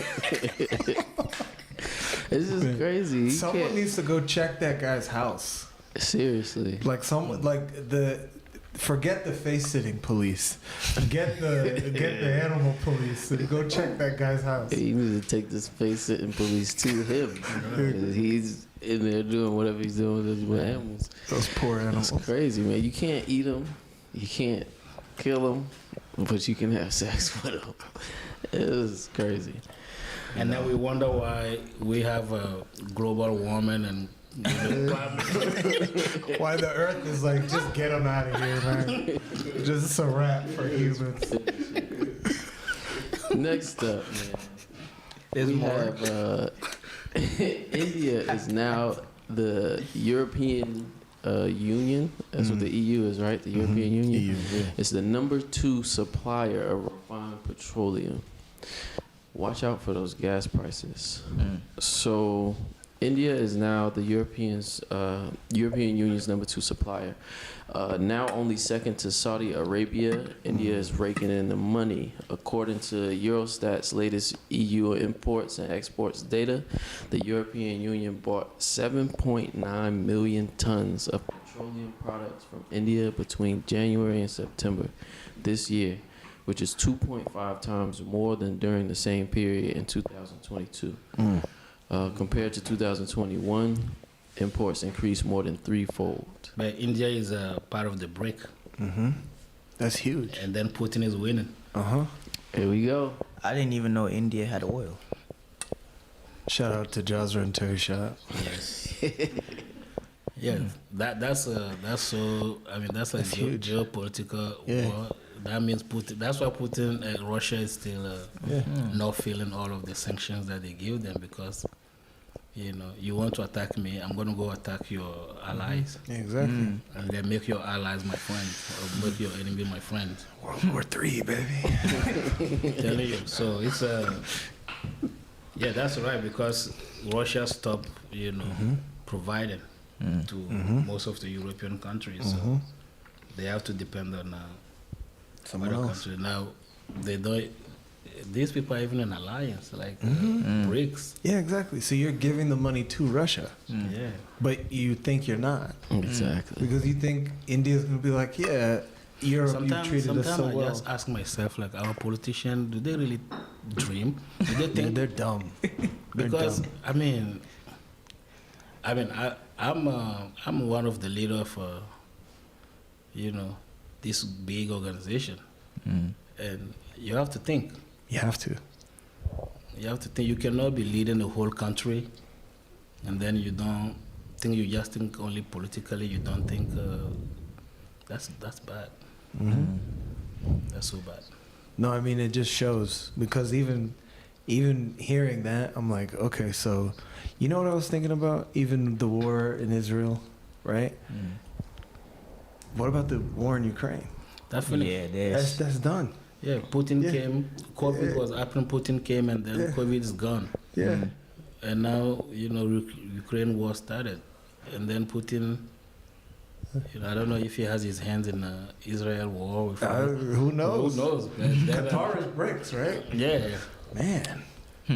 I mean, I'm not saying anything, but I'm just, hey, if I give you eggs, if I give you bacon, and then give you a little bit of butter, make some breakfast. Well, we're not political, so we kind of, you and I are like illiterate in politics. Yeah, I can't even pronounce certain countries. Yep. Yeah, so it's hard. I'm the guy that says diaspora, not diaspora. Can't help you. All right, this is the last one that I have for today, to bring it back to the continent of Africa. So there's a rare African mask at the center of a fierce multi-million-dollar legal battle right now. So basically, an elderly couple, right? They have a garage sale. This is in the south of France. They have a garage sale, and they sell an African mask for 150 euros. Okay. It's done. Later on, they found out through their lawyer that same African mask was being auctioned off and was sold for 4.2 million euros. Oh my gosh. Wow. And then Wow. after that, the Gabon government got word that the African mask was from Gabon from the time when the French army was there. And they said, okay, well, they filed a lawsuit to reclaim the mask, saying that it's a stolen artifact. And now that whole like legal debacle is happening because the elderly couple wants it back now. Where's the lawsuit? Like, how do you file a lawsuit, like country to country? I don't know. To be honest, Are they I don't like know. suing France in France? Like, where are they suing France? Because now that I'm thinking about it, I'm like, wait, come on. Like, You might lose that you battle. might lose that battle. Like, you think France is gonna rule against France? Wow. Wow. Maybe it's through the UN. Do they Yeah. have like UN courts? Yeah, but then you think the UN is gonna rule against France? I mean, But the interesting thing is, in all of this, is the fact that it's a lawsuit. Like, it's not just like, give it back. Gabon filed a separate court case for the handling of stolen goods, accusing the person who first sold it for 150 euros. His ancestor was actually there during the time that France was colonizing that area. So that's supposedly how he acquired the mask. So now Gabon is filing that separate court case and trying to say that, you know, they have to return. It was stolen and they have to return Yeah, it. But then the actual, the person who sold it, he's saying that it should be returned to me, or the proceeds from the sale should be given to me. you already sold it.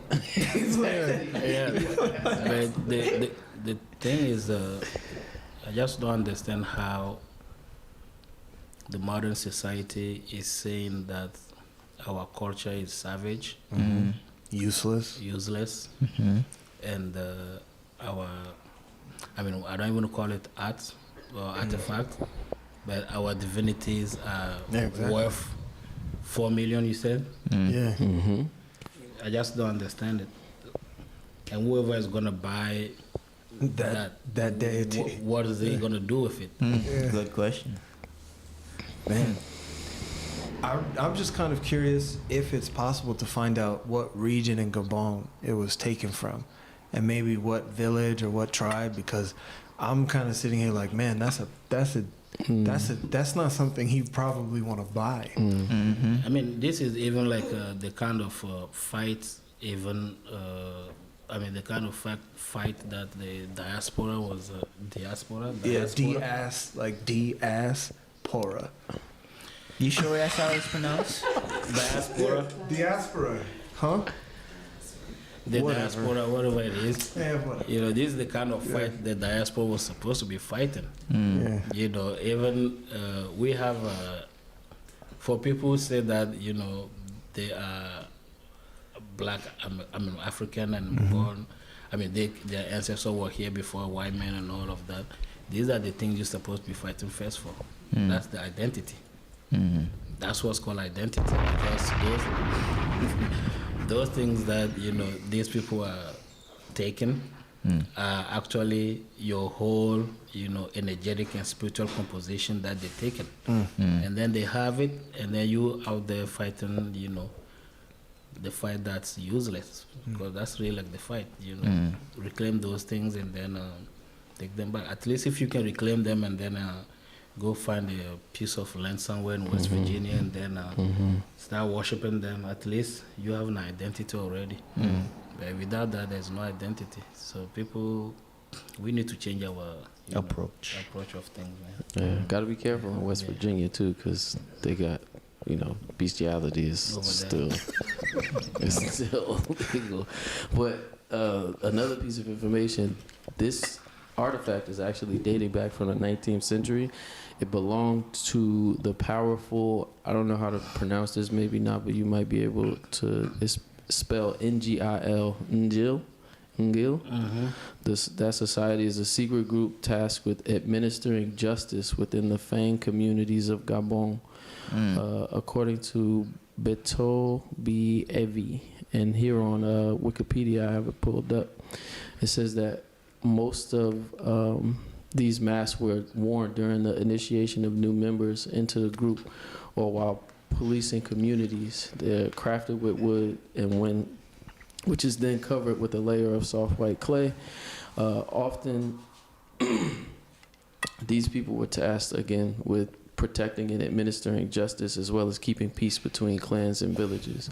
And they took part in, rituals and ceremonies that were intended to discourage people of the community that might have evil intentions and fight off witchcraft.